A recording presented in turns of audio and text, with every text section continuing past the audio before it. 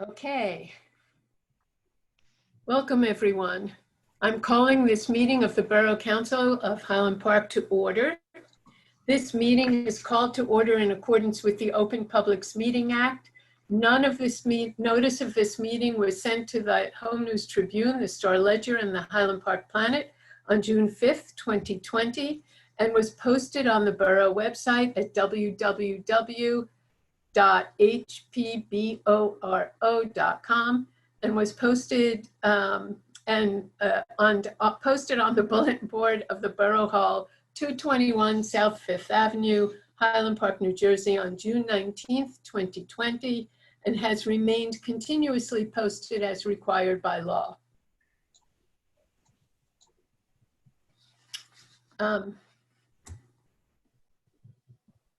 Oh, Stephanie just sent a message. Yes, I saw Elsie. I could see that. Give me 1 second to find her. Okay, as mayor, I preside over the council meeting and may interrupt, warn, or terminate a participant statement on participation in the virtual meeting if the participant statement does not adhere to the 3 minutes provided to each participant for public comment, or if the statement is abusive, obscene, or irrelevant. Okay, Matt, would you lead us in the Pledge of Allegiance, please? Sure. I pledge allegiance to the flag of the United States of America and to the republic for which it stands, one nation, under God, indivisible, with liberty and justice for all. Thank you. Roll call, please. Mayor Brill Mittler. Here. Councilman Fine. Here. Councilwoman Foster-Dublin. Here. Councilman George. Here. Councilman Hale. Here.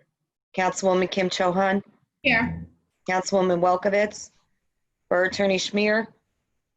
Here. Borough Administrator Jover. Here. Okay. This is our 7th virtual council meeting. A recording of the proceedings will be made available via HPTV following the meeting. May I have a motion to approve the minutes of the regular work session meeting of February 4th, 2020 as distributed? So moved. Second. Well, thank you. Okay. All in favor? Aye. Aye. Okay. We'll go on to council reports, and I'm going to go in the order of the way you appear on my screen. So Councilman Hale, could you please give us your report? Sure. Quickly, Madam Mayor, I just wanted to say that it appears that the town tables on South 3rd are going quite well. I wanted to say thank you to everybody who's been using them, and also everybody who's been helping to clean them up and keep it together. So thank you very much to all of that. I did also want to let people know that we are in the process of working on Town Table version 2. We're working on the final details of another town setup at North 4th. In front of Pino's in Sushiana. So there's still some sort of safety details that we're working on, but we expect that will be open relatively soon. So take a look at your social media for further announcements to come on that. So thank you very much. Thank you. Councilman Fine, do you have a report? Just one item. I just wanted to say thank you to the Arts Commission, Chair Pandora Scooter and Vice President John Marin, especially for their recommendation that came out of their last meeting to have a mural, the Black Lives Matter mural, in front of Borough Hall and Police Department. And I wanted to thank Councilwoman Foster-Dublin and the Council President George for making it happen in such a quick manner. So thank you. Thank you. Councilwoman Foster-Dublin, do you have a report? Yes, just to piggyback on what Councilmember Hale said, Councilmember Fine, thank you so much for bringing that to my attention. And as soon as I heard it, we jumped on it, and with Council President George, we were able to make it happen in short order. It was really quick because the proposal was for it to happen in July, but Juneteenth was right around the corner, and we felt it was much more fitting to have it a celebration of Juneteenth and bring awareness about what Juneteenth was all about to those who didn't know. And it was a great turnout. Some people voiced that they had no idea about what the Juneteenth holiday was about. So I think it was great. We had a lot of our young people that came out, and they had spoken words, and it was really good and really informative for all. And I just want to thank the people of Highland Park for coming out and supporting and for their continued support of bringing the Black Lives Matter causes and what affects us as Black and Brown people in this country, and to continue to have a new awareness of the plight. So Sunday was a great success. Thank you all. Tomorrow, the Attorney General is going to be on Wednesday, the 24th at 12 noon. The Attorney General is going to be having a forum at 12 noon. And for information for anyone who's interested in seeing what the use of force policy that they're going to be discussing and what they intend to roll out, please go to Highland Park website for more information, or go to the police department with Facebook or website to get more information on the use of force policy that the Attorney General is going to be discussing. Interestingly enough, a part of the panel is going to be our own Chief Spool that was here as our mentor, and she's going to be one of the panelists as well. So there's a lot of information that can be, and it shows that Highland Park was in really good hands with under Chief Spool when he was here. And she's still here supporting us. So that's tomorrow at 12 noon, the Attorney General's office. The other one is our own community forum, which is coming up on Thursday at 7 p.m. For information, go to our Borough website to get information. People who wish to submit questions, they can submit questions on there as well. On our website and on the police department, they can get information. There's also a number of reports that's on the website for people to take a look at. A lot of our policies are on the website now. A lot of what we have done over the past year under the new leadership of Chief Abrams is there. And I advise you to please take a look at some of the stuff that's there, the stats that's there, and the ongoing stuff that they have been doing to create real change in our police department. Their task is 2020 and beyond, and they've been doing a lot of work since they've taken over to make change and to be transparent as possible, to be communicative with the community, and to get a lot of community input in all that they do.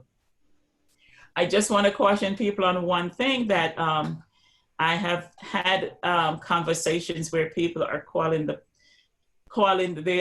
face mask. Face mask is an issue. People are using face masks. The governor's guideline on face masks is that you need a face mask when you're going into a building or when you're in a large crowd. If you're walking down the street, you do not need to wear a face mask. So I just want to put that piece of education out there, that if people are walking down the street, they're walking in the park, as long as they're doing social distancing, they don't need to wear the face mask. There has been an uptick at the police department where people are calling the police saying they see people walking down the street without face masks. And as we see the current situation in this country, and we're trying to make changes, we need to also keep ourselves informed about what, when, and what we should call the police department for. So calling the police department because you see somebody that you think that they might not look like they belong in your neighborhood, or because they're not wearing a face mask, that's not a valid reason to call the police department. Because what if somebody wears a Wakanda mask, face mask out there? Is that going to be another reason to call? So I would encourage you to think about what you're calling the police department for, instead of just willy-nilly calling. Think about how it may affect somebody else's life. With that said, that's my report. Thank you. Okay, Stephanie, do you have a report? Yes, I do, Mayor. Just a quick update on the food pantry. You can find the most needed items on our updated Amazon wish list, www.tinyurl.com /S7PXPZN. And you can also visit their Facebook page as well. As it relates to Board of Health, our health inspector is continuing to respond to complaints related to non-compliant CDC and state guidelines implemented due to COVID-19. But she can't be everywhere at the same time, so feel free to send myself or our health inspector an email of any businesses or that you may see in town that you think are not compliant, and she will go in and inspect. Also, Board of Health is working on a piece on racism from a public health standpoint, which I think will be very interesting and enlightening for our community. Their next meeting will be July 9th at 7 p.m. via Zoom. The details can be found on our Borough website. And I wanted to give an update on the Equity Commission. Since our last meeting, I have interviewed 5 applicants for the commission. Backgrounds include a professor, someone that has a resident that has worked with violence prevention in Central America, 2 attorneys, and a resident that has done social work with teens. Pastor Antoinette Moss will be transferred to the Equity Commission, and I will be touching base with her on June 30th. All applicants have been sent to the mayor's office for the final stage. Once appointed, I will set a meeting date and try to coordinate with the chief or captain and or in CC Councilwoman Elsie Foster-Dublin to attend the first meeting.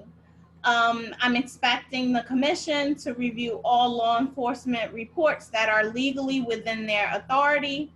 And going forward, maybe the police department or the liaison could provide a bi-monthly report. And this is all up for discussion once we have our first meeting. June is Pride Month. Tomorrow at noon, we will be holding our flag raising ceremony at the community center. Join us, but don't forget your mask. All people should be treated equally, regardless of who they are or who they love. Happy Pride Month. And that's my report, Mayor. Thank you. And Councilwoman Kim Chohan, you may want to have the new Equity Commission, once we put it back in action, take a look at the bylaws and either decide they want to keep those bylaws, or if they want to make adjustments to them, there's a whole process for that as well. Okay. Okay. Well, once they select the chair and do all of that, Okay. I'm kind of like the acting chair right now, so. Okay. Okay, Council President George, do you have a report? Right, unmute yourself, please, Phil. Phil? Yes. Okay, good. Sorry, it's still cooling off up here. Just a very brief report, but of some importance, thanks to the efforts of Frank Troy in DPW, we are reinstituting bulk trash in a different format, starting on Wednesday, July 8th, for 4 consecutive Wednesdays in July and 4 consecutive Wednesdays in August up through the 25th. We will be doing bulk trash by appointment. You will be able to call in between 8 and 1 to DPW. We will make an appointment. We will try to do 20 pickups a day. This way we're able to spread them out and control the workforce, excuse me, but still be able to provide bulk trash. As you know, it was canceled for May because of the COVID-19 protective orders. So the number will be available on the website and on Recycling Coach. We'll try and get it out on Facebook and Nixle as well, so that everybody's aware of it. And we think this formula may actually work better than tying up the crews for 2 or 3 weeks straight. Tonight, as you'll see on the agenda, we have the amendments to the tree ordinance, which STAC has recommended that they've been reviewed by the borough attorney. You'll recall when we adopted the overall amendments, there were several fine-tuning questions that STAC presented, but we decided we needed to get the amendments in place so that homeowners could take advantage of the new revised and relaxed rules. But we are having the changes on. Of great importance to everybody, I'm sure. I was at the library board Zoom meeting last night. Kate Jaggers, rolled out the proposed reopening plans, which are quite extensive, which I'll make available. But in particular, of interest to everyone is the pickup and drop off goes into effect on Monday, this coming Monday, and it will be on North 6th, at the entrance on North 6th in the parking lot. We'll be talking with Councilwoman Foster-Dublin about police liaison to possibly free up 1 or 2 parking spaces to make it a little more convenient. And the details are going to be up on the library's website for non-contact pickup and drop off. You'll be able to order a number of books for pickup, and you'll be able to return them as well. So I'm really excited about that finally happening and getting the library back into some sort of operation. Finally, Sustainable Highland Park is meeting tomorrow night by Zoom meeting, 7:30. The details are on the website. That's my report, Mayor. Thank you very much. Okay, Borough Administrator, do you have a report? The only thing I wanted to make sure to remind the audience that we have, in addition to the police forum on Thursday, the following Tuesday, the 30th, we also have our community forum with the Division of Fish and Wildlife at the Department of Environmental Protection regarding deer management, which I know is a topic that there's a lot of interest on. So we've got a lot of engagement happening. All the details are available on the website, how to log in, etc. And we'll be also distributing that through the usual channels. Okay, thank you. Borough Attorney, do you have a report? No report, Madam Mayor. Okay, I'll be brief. I just want to let everyone know that the latest information I have from the county regarding Highland Park's COVID-19 confirmed cases remains at 153. And that's good to know that we have no new reported cases since I last reported out at the end of last week. However, we cannot let our guards down. Things are starting to open up. We do have the town tables that we talked about. Restaurants are offering their own tables outdoors. There's new guidelines with our retail stores and the parks in town. I urge everyone, please, to keep in mind that coronavirus is still in this country and in this state, and we have to stay diligent. I'm going to remind you once again, if you go outdoors, please keep 6 feet of social distance between you and your neighbors. Wear a mask, wash your hands frequently, and when you go into a store or you're going to be touching a lot of different surfaces, I recommend that you bring a pair of gloves with you, but dispose of them properly.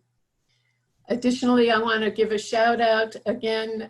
Elsie mentioned the event we had last Sunday on Father's Day for Juneteenth and the unveiling of the Black Lives Matter letters. A big shout out to you, Elsie and Ashton, for putting together an amazing program with participation from so many people, including some really wonderful young people who participated in the program the other day. I hope we can get them involved in things that are going on in town. The police department is putting up tomorrow on the website and their Facebook page the bias-free policing document that they've been working on for a while. So you should be able to see it at some point tomorrow. That's a good lead-in. Again, as a reminder, for anyone interested, we do have the police open public discussion scheduled for Thursday. We've already received approximately 60 questions that were mailed in, and Councilwoman Foster-Dublin has been working very hard with the police team to get as much information as possible out to all of you, and I hope that you will attend. I believe you have to write in a request for the Zoom information. Elsie, is that correct? Elsie, you're muted. Can't hear you. Sorry, sorry.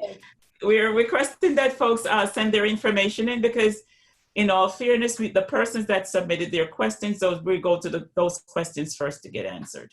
That's how the format would look. Okay, thanks.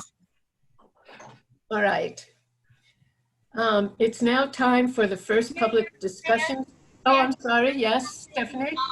Your COVID update just reminded me something from the Board of Health. Okay.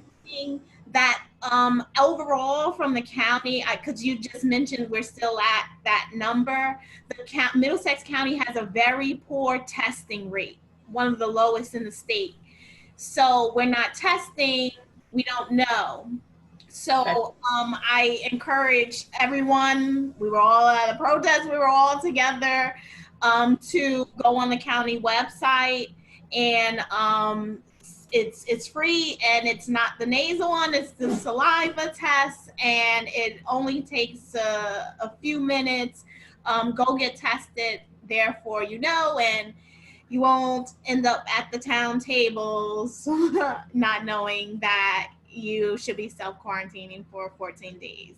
I just wanted to add that on there. Thank you. That's a Mayor, just piggyback on what Stephanie just said.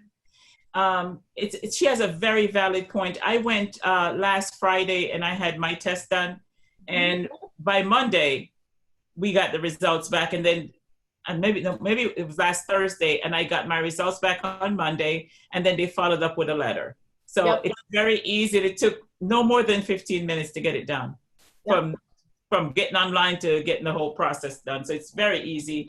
And there's a site in Piscataway and one in New Brunswick on Livingston Avenue. Right. I also had mine done, and again, had the same positive experience and a negative test result. But it does go very quickly, and you do get your responses quickly, which is a good thing.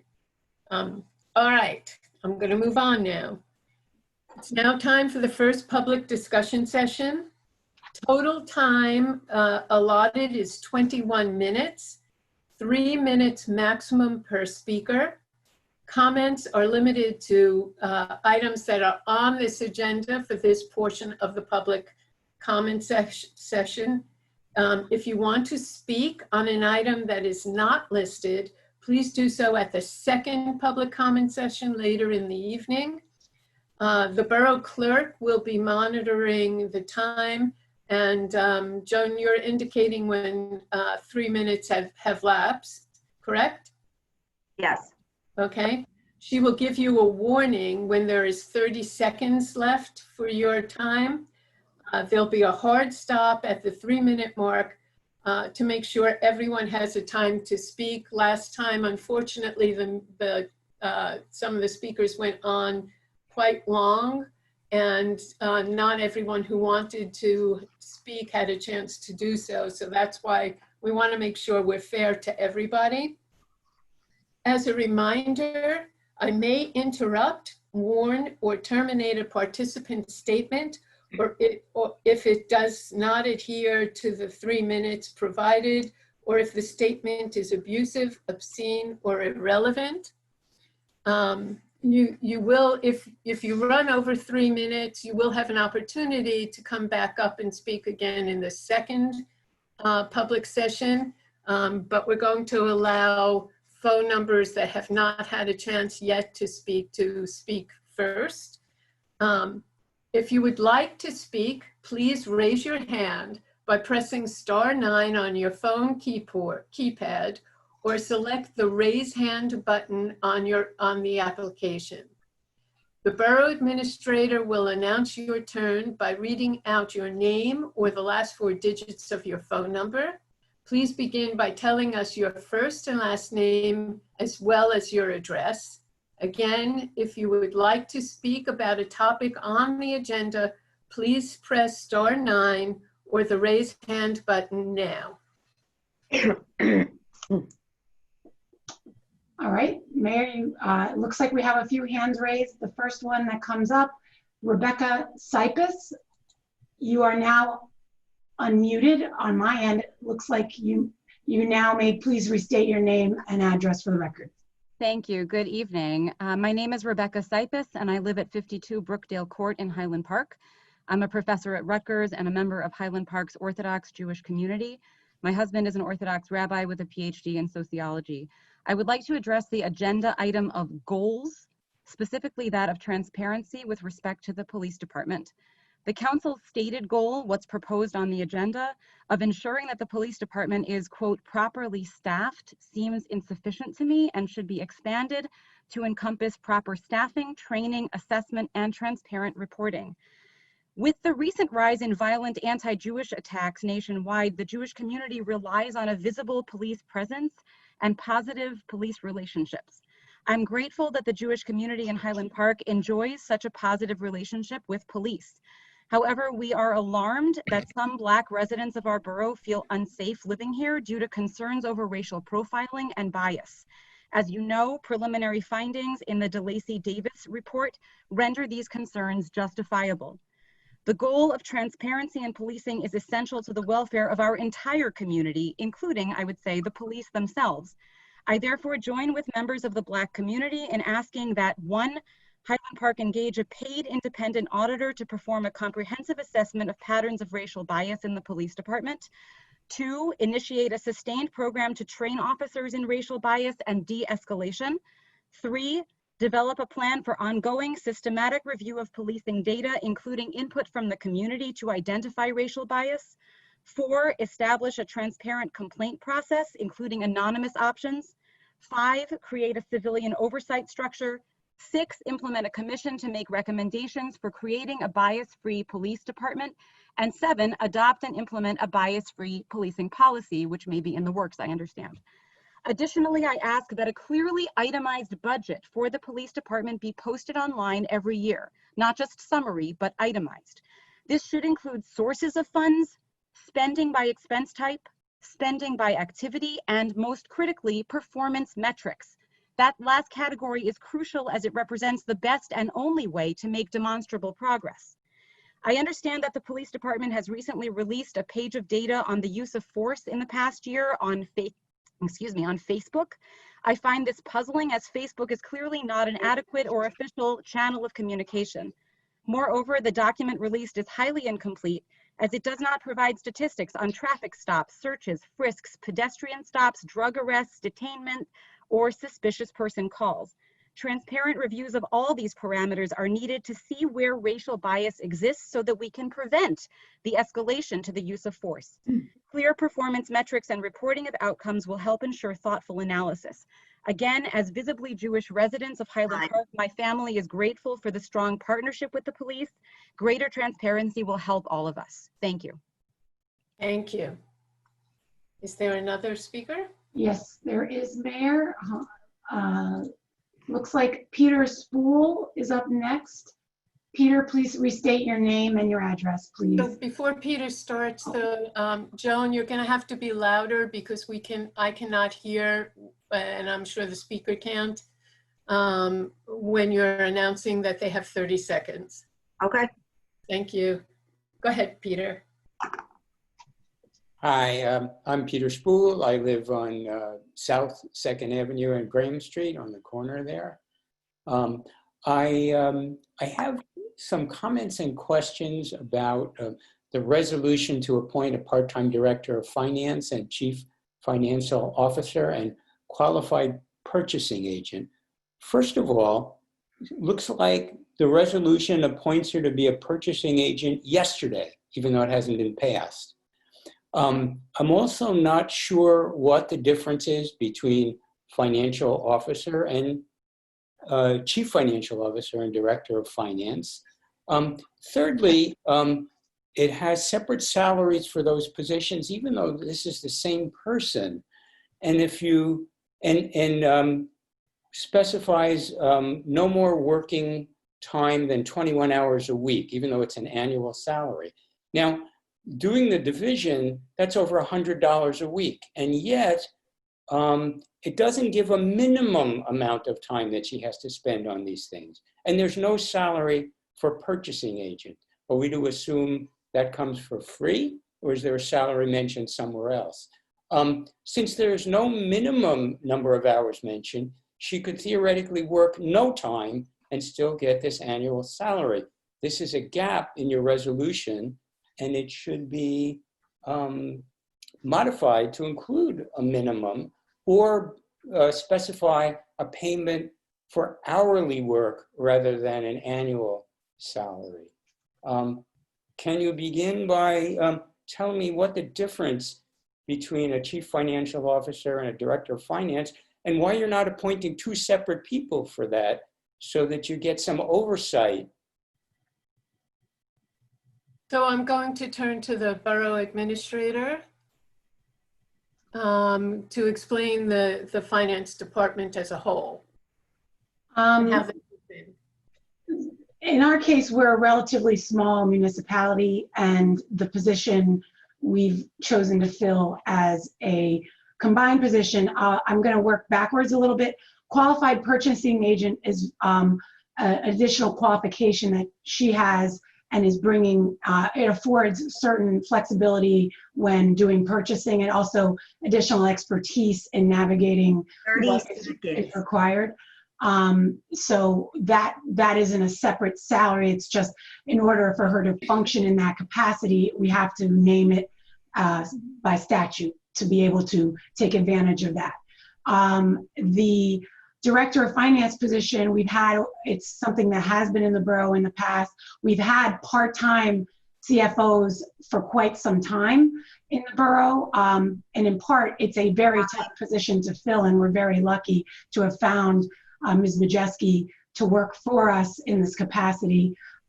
There's also an offer letter that goes to her that will dictate her benefits and hours worked. And I assure you she's going to work 21 hours a week, but that we wanted to make it clear it was a part-time position.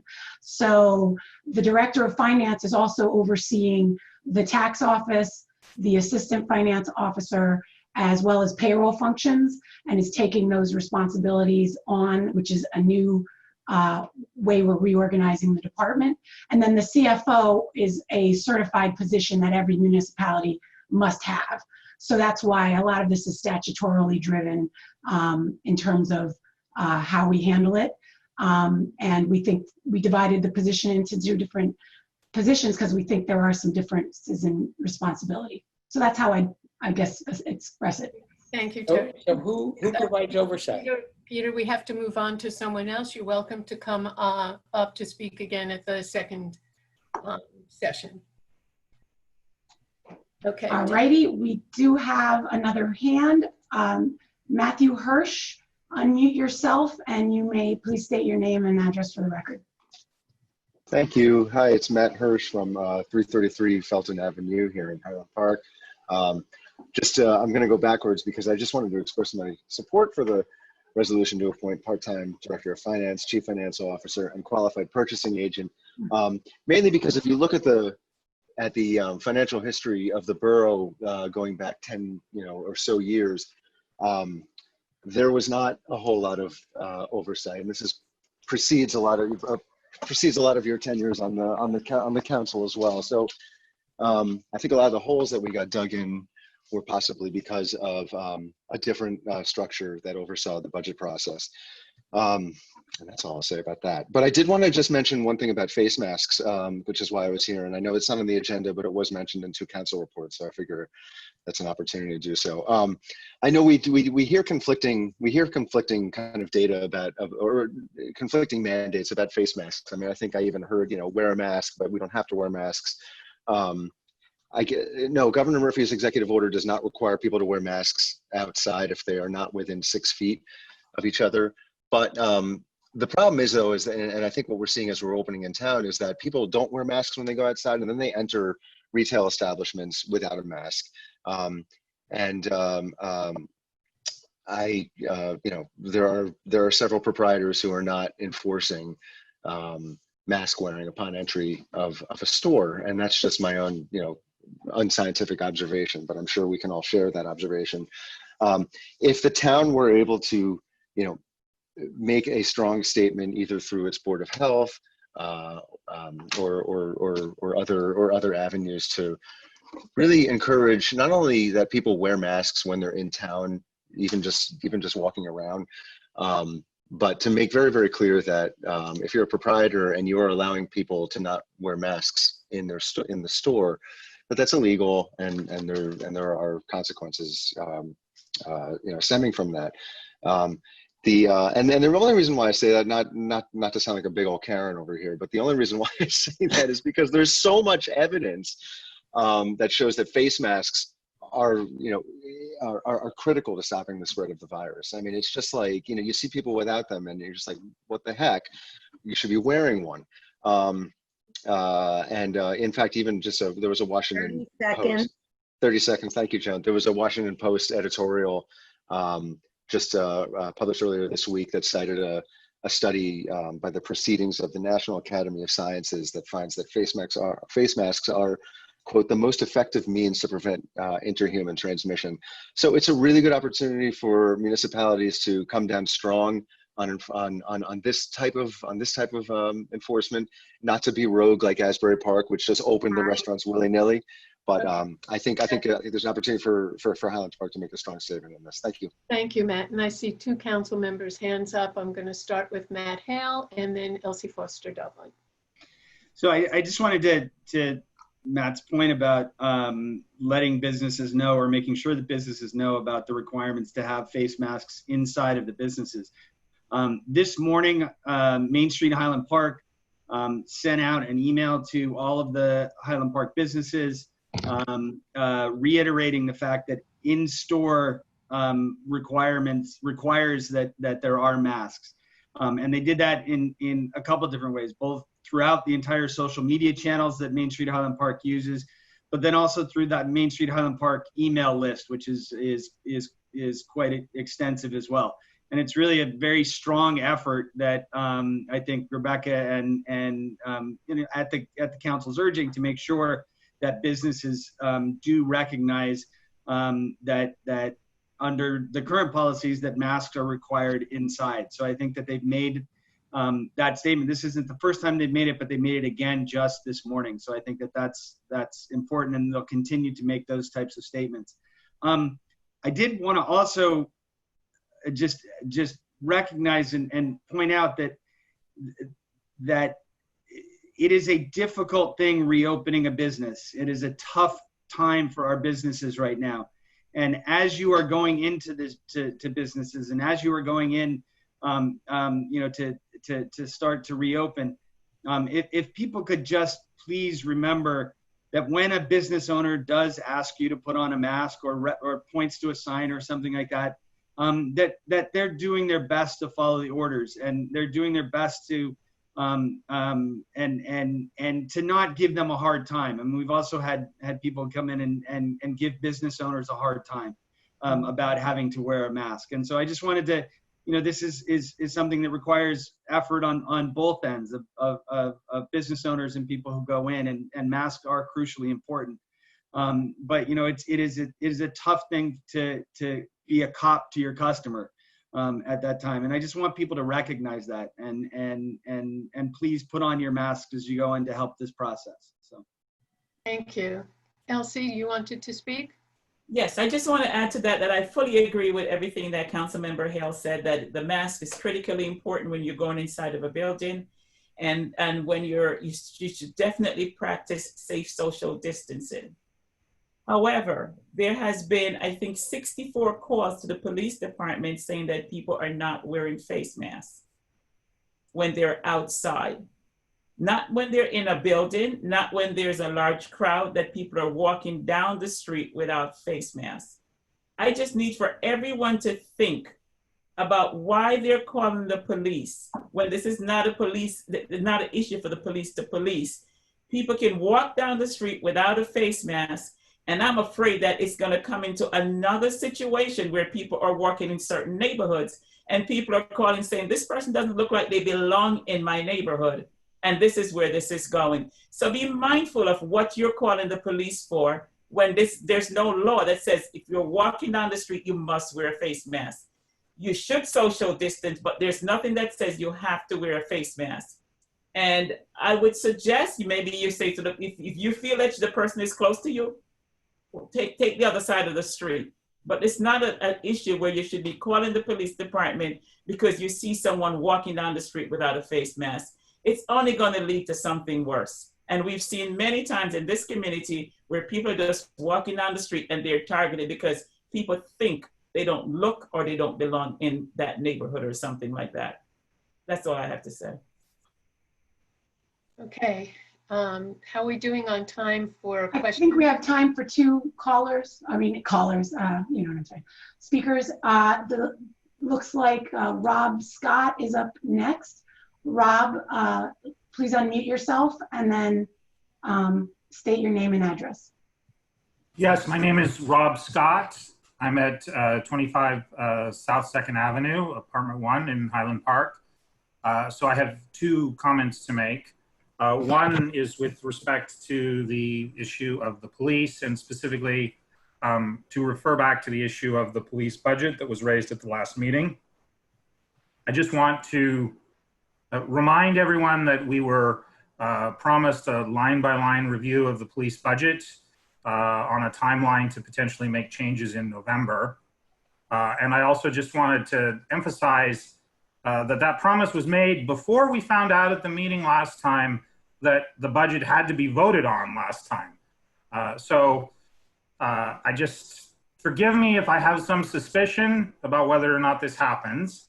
And I just want to say it needs to happen. And then what I wanted to add is that the spirit of that is really about asking the question what the police do and how they are necessary to the community. So for instance, the discussion that Councilwoman Foster-Dublin brought up, absolutely, people shouldn't be calling the police about face masks. But we're living at a time with a public health crisis, and we need support for our public health needs. And so that needs to be something that's considered. If we have a police department where 25% of the borough budget is going towards that, you will find people inevitably calling the police for the wrong reasons. So I think that's something to consider. And just to build on that, my second point is about public health. Thank you very much to Councilwoman Kim Chohan for the report about the testing that's available in Piscataway and in New Brunswick. I just want to point out that that testing is not available to minors, which I think is very problematic. So I'm a high-risk individual. There's actually no reason for me to go get a test. I have not left my house in a long, long time. But I am in contact with my children. My son has also adhered very kindly to lots of restrictions. He's 17. It would be really great if he could go get a test. He's the important person to get a test, both because it provides the kind of data that we need to know when it comes to reopening schools, and also because it can protect people who are at risk. Thank you very much. Thank you. And Borough Administrator, is there anyone else? We have one more person and time for one more person. So that worked out. Ellen Witt, you are now unmuted. Please unmute yourself and state your name and address for the record. Okay, my name is Ellen Witt, and I live on South 1st Avenue in Highland Park. I wanted to speak again on the issue of policing here in Highland Park. As you know, in New York City, they had a practice known as stop and frisk, which was based on racial profiling. But I feel like here we have had a system of stop and question, which is also largely based on racial profiling. Sometimes the police initiate this on their own. For example, they see a Black teen taking pictures with a camera and decide to follow him, as happened a couple of years ago. But often, as has been noted here before, the police stop someone walking or sitting or exercising and question them because someone called the police and reported a Black person in their neighborhood as suspicious. Now, every time this has been raised here in the council or with the police, which I have done and others have done as well, we are told that the police have to investigate every suspicious person call, in spite of the fact that in many cases, there's nothing beyond the person being Black to cause their suspicion. However, this practice is actually a violation of human rights. In reality, there's no probable cause for the stop, and the police are participating in racially profiled policing. These acts are not neutral. They are intimidating and offensive. I looked up some things on this, and as the ACLU has also taken this up, they pointed out that when police enforce the racial biases of private citizens, they convert those biases into governmental discrimination. There actually is no requirement that police reinforce other people's biases. Dispatchers and police have the discretion not to respond to calls that have no legitimate basis. And the policy can be changed immediately, and decisions to stop people without reason should end. There is no reason that the racial bias of individual community members should be used as an excuse for racially biased policing. I know there was some discussion of changing this policy last fall, so I would like to know if there have been any changes. Thank you. Thank you. Councilman Hale, did you had your hand up? I did, and I don't want to speak for Councilwoman Foster-Dublin if she'd like to respond to this, but I do want to point out that there has been a change in policy for the police in what the dispatchers ask. Prior to this new chief and prior to this new captain, it is true that when a dispatch called, the police were simply sent. Dispatchers now, my understanding, are asking people when they say there's a suspicious person in my neighborhood, the dispatchers are being trained and asking, why is this person suspicious? And they will make a determination in part on that and part on other factors within the call of whether this warrants police attendance. I see that Councilwoman Foster-Dublin raised her hand. She can probably add some more details, but I did want people to know that that is the new policy put in place by this captain and this chief. Thank you, Councilman. Councilwoman Foster-Dublin. I just want to add, thank you, Councilmember Hale, that yes, the new policy is to ask more questions, to ask much more probing questions. What makes the person suspicious? What were they doing? You know, there's a lot of probing questions rather than just saying someone called and you have to be dispatched. However, although the call comes in and they ask these probing questions, the police still has to respond to the call, because the one time, God forbid, that they don't respond and something does happen, the police department will be held liable.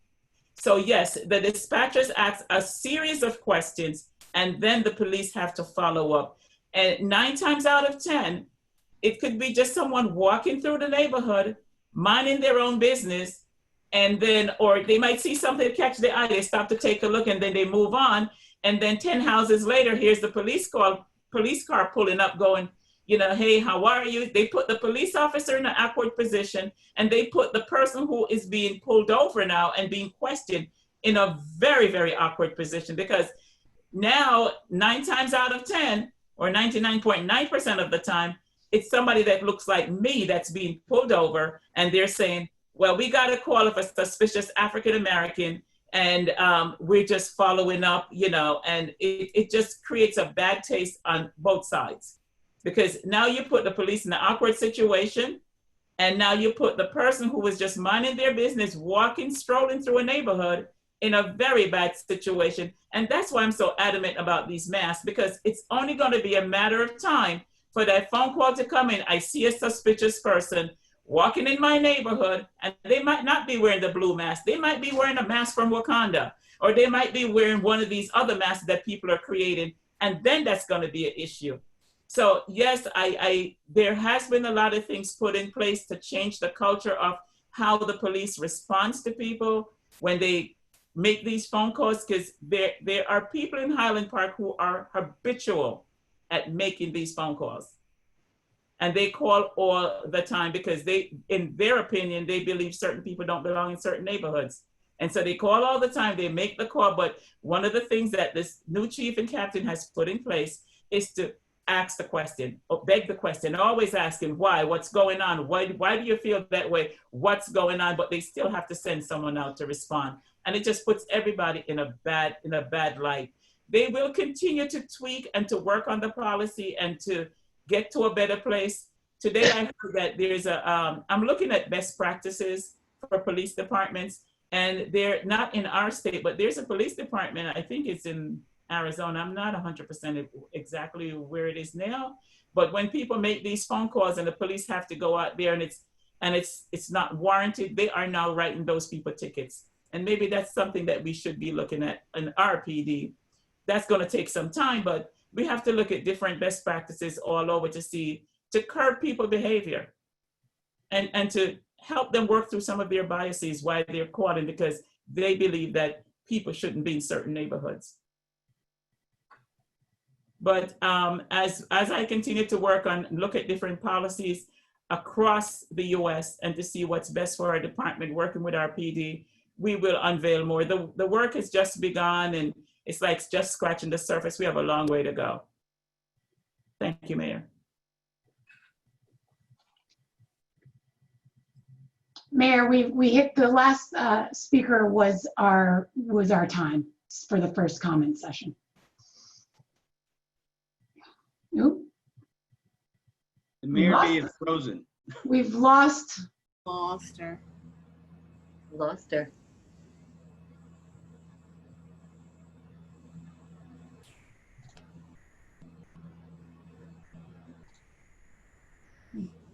Let's give her a moment to recover. Hold on.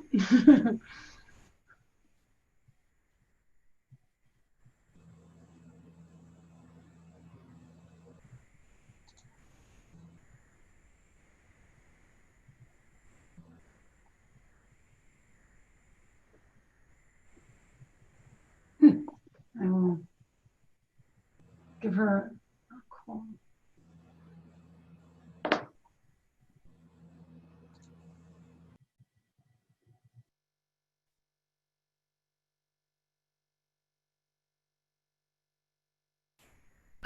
I'm terribly sorry, everyone. Can you hear me now? We can. I lost internet. Oh, okay. It came back though. That's the important thing. I was about to call you. So, Joan, did you read the ordinance on water sewer? We waited for you. We didn't start without you. Okay, so Joan, could you report on advertising the bond ordinance for water and sewer improvements for consideration of passage on final reading by title? Bond ordinance providing for various water and sewer improvements in the Borough of Highland Park, County of Middlesex, State of New Jersey, appropriating $3,320,000 from the water and sewer utility and authorizing the issuance of $3,320,000 in bonds or notes to finance the cost, and repealing bond ordinance numbers 19-1988 and 19-1989 has been duly advertised for consideration of passage on final reading by title, and affidavits of publication are on file. The ordinance was posted and made available for public inspection as required by law. Okay, may I have a motion to take up the ordinance on final reading by title? So move. Motion. Second. Okay, Phil, you have to unmute yourself. Any public hearing on this? Anybody have anything they want to ask about this or say? Mayor, I would just ask if the hand that is raised is interested in this topic, I will call on you. If not, I'd ask you to take your hand down. Oh, they took their hand down. I had a suspicion. Okay, I see no comment requested at this point. Okay. May I have a resolution to adopt or reject and advertise the ordinance on final reading by title? So moved. Second. Okay. Roll call vote, please.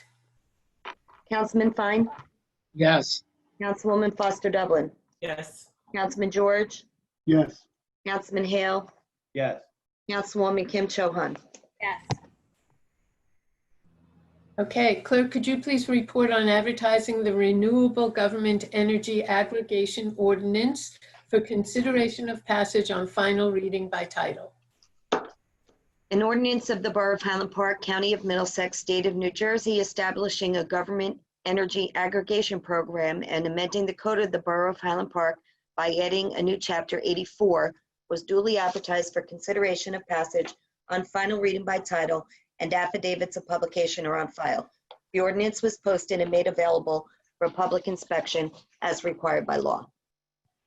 Thank you. May I have a motion to take up the ordinance on final reading by title? So moved. Second. Okay, any public hearing on this? Any public comment, question on this ordinance? Mayor, I don't see any hands raised. Okay, thank you. May I have a resolution to adopt or reject and advertise the ordinance on final reading by title? So moved. Second. Okay, roll call, please. Councilman Fine, Yes. Councilwoman Foster-Dublin, Yes. Councilman George, Yes. Councilman Hale, Yes. Councilwoman Kim Chohan. Yes. Okay, clerk, can you please report on advertising the capital ordinance for consideration of passage on final reading by title? Capital ordinance providing for purchase and installation of public electric vehicle charging stations in the Borough of Highland Park, County of Middlesex, State of New Jersey, appropriating $25,000 to pay the cost, has been duly advertised for consideration of passage on final reading by title, and affidavits of publication are on file. The ordinance was posted and made available for public inspection as required by law. All right, may I have a motion to take up the ordinance on final reading by title? So moved. Can I have this? Okay, Matt Hale. Anybody want to speak or ask a question about this ordinance? Mayor, I do see one hand raised. I'm gonna unmute Eric Locke. If you could state your name and address for the record, please.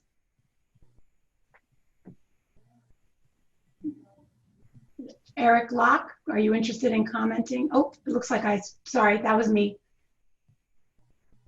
Eric, I think you need to unmute yourself.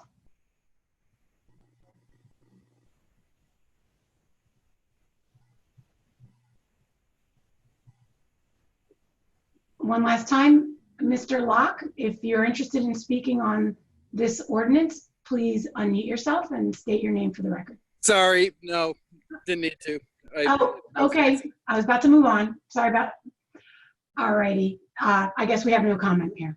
Okay, then may I have a resolution to adopt or reject and advertise the ordinance on final reading by title? Motion to adopt. Second. Okay, roll call, please. Councilman Fine, Yes. Councilwoman Foster-Dublin, Yes. Councilman George, Yes. Councilman Hale, Yes. Councilwoman Kim Chohan. Yes. Okay, moving on to the consent agenda. May I have a motion to adopt item numbers 12 through 17? So moved. Second. Second. Okay. Roll call, please. Councilman Fine, Yes. Councilwoman Foster-Dublin, Yes. Councilman George, Yes. Councilman Hale, Yes. Councilwoman Kim Chohan. Yes. All right. May I have a motion to allow us to go for Chapter 159 Complete Count Census Grant? May I have a motion to adopt or reject? Motion to adopt. One of you say second? Second. Second. Okay. Roll call, please. Councilman Fine, Yes. Councilwoman Foster-Dublin, Yes. Councilman George, Yes. Councilman Hale, Yes. Councilwoman Kim Chohan. Yes. Okay, I am appointing Ethan Schoolman to the Environmental Commission. And we're about to go into our public comments session, the second session.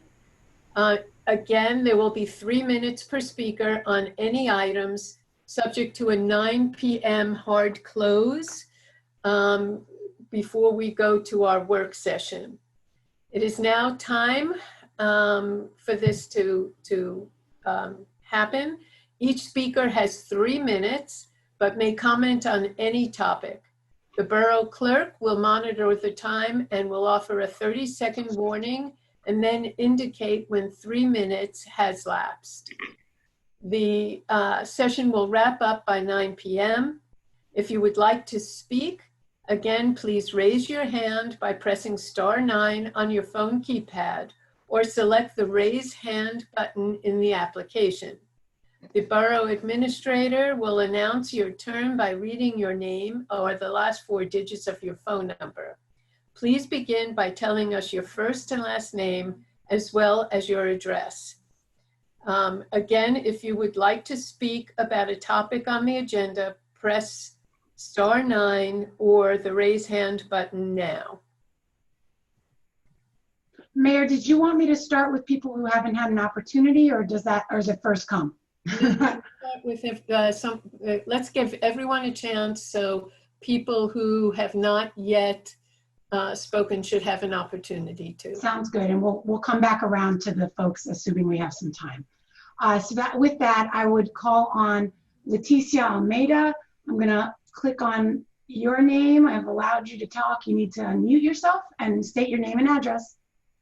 Hi, this is Leticia Cataldi. I'm at 333 Cedar Avenue.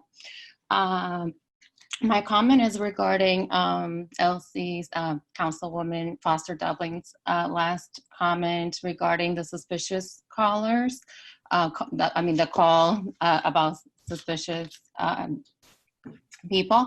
And my question is, we already had this conversation in the last police forum, and I really don't understand why the follow-up can't be with the caller, because as you were saying, if people come later and then they're looking for people that fit a description, and the dispatcher already understood that this is a caller that it's probably about racial profiling.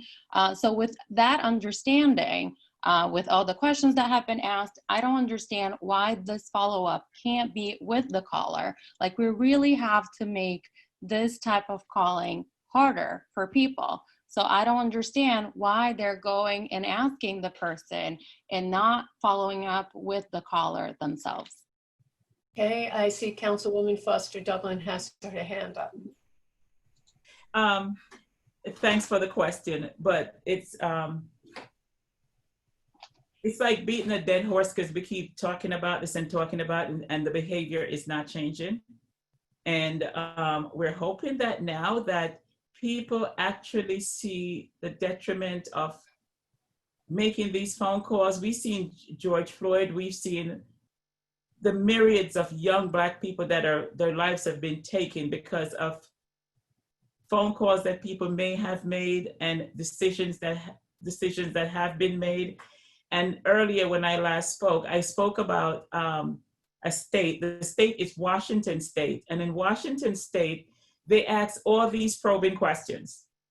And when they find out that these are just random people making these erroneous phone calls, they are now writing tickets to those residents who are calling up and making up stuff because they feel like certain people don't belong in their neighborhood.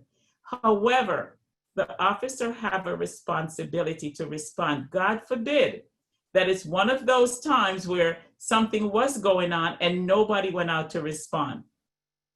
If no one went out and something happened to someone, then that would be a huge problem. But if we are putting mechanism in place where people are making these phone calls and they know they're going to get a ticket, they know they're going to be held responsible for just calling because they feel that someone doesn't belong in their neighborhood, that's one way we can start making the change. And those are some of the things that we're looking into to see what we can do to curb people's behavior. And hopefully with the whole Black Lives Matter movement, people can take a look and see how their reactions, there's a cause and effect to their reactions. And I would strongly recommend that people who are calling or people who want to learn or people want to change their behavior, they should go watch the 13th. It's on Netflix, and they could go on Netflix and see how their behavior, which they're thinking, oh, I'm just calling because I'm concerned, how those cause and effects are affecting people's life on a daily basis. So yes, the culture needs to change, but it starts in the home and it starts with individuals. And until we bring about a proper educational system and probably penalties to have people not called because they feel that someone doesn't belong in their neighborhood, it's not going to change. And so we have to look at policing quite differently. I just want to add one thing to what Councilwoman Foster-Dublin said. First of all, I urge you to come to the meeting on Thursday evening when the police will be addressing a lot of these issues. But secondly, it's not only a matter of changing the way that residents handle the call-ins, but the chief is also talking about different protocols for when the police go out on those response calls. So again, I urge you to come on Thursday. Okay, is there another question? Yes, Madam Mayor. Next would be Benjamin Hartwick. Please state your name and address for the record, please. Yes, hi. I'm Benjamin Hartwick. I live at 109 Donaldson Street. I'm a high school student, and I've been, pretty involved recently, as many of us have been, with, educating ourselves about the Black Lives Matter movement and what our local government can do. And I think the policy that Councilwoman Foster-Dublin was saying should be a commitment made by the council sooner rather than later, to make that sort of interaction and that sort of call illegal. So I know that there have been, this has already been happening, like the councilwoman said, and I think that we can do this, and that's a first step that we can take right now. And whether or not that passes soon, it still sends a message to our citizens that there is no tolerance for, racial profiling either in the police or with our own citizens. So I think that's definitely a first step. Also about the goals that were on the agenda tonight, going back to that, the issue I see there is that the police staffing is not our biggest concern. I think it should be more about police training and how police training has been enforced. And so I would like to know, maybe if there's someone here who can answer what our administration is doing to change the way that our police are trained and make sure that that is, one of the integral facts of police training. So first of all, Benjamin, thank you for participating. There are a lot of these changes going on and being made right now. the police chief and captain, and we'll be talking a great deal about them on Thursday evening. So again, I would urge you to tune into that and hear what they have to say. And if you have not yet sent in a question, please feel free to send your question in. That the issue of these changes that you're questioning will be addressed that evening. So again, please try to join us for that Zoom public meeting of the police department. Okay. Thank you. Time. Okay. Mayor, it looks like trying to. Elsie wanted to speak. Oh, sorry. It's hard to keep my eye on it. Sorry. I wanted was to echo what the mayor said, that on Thursday, the training that they have gone through since all the training schedule and training that they have gone through and the trainings that were set up to happen this year, they will go over that extensively. So that though a lot of the questions will be answered about training and training going forward, what have they done, that kind of thing on Thursday. And thank you, Matt, but I did see her put her hand down. So, okay. Is there anybody else? Yes, Mayor. Again, going with folks who haven't been called on before.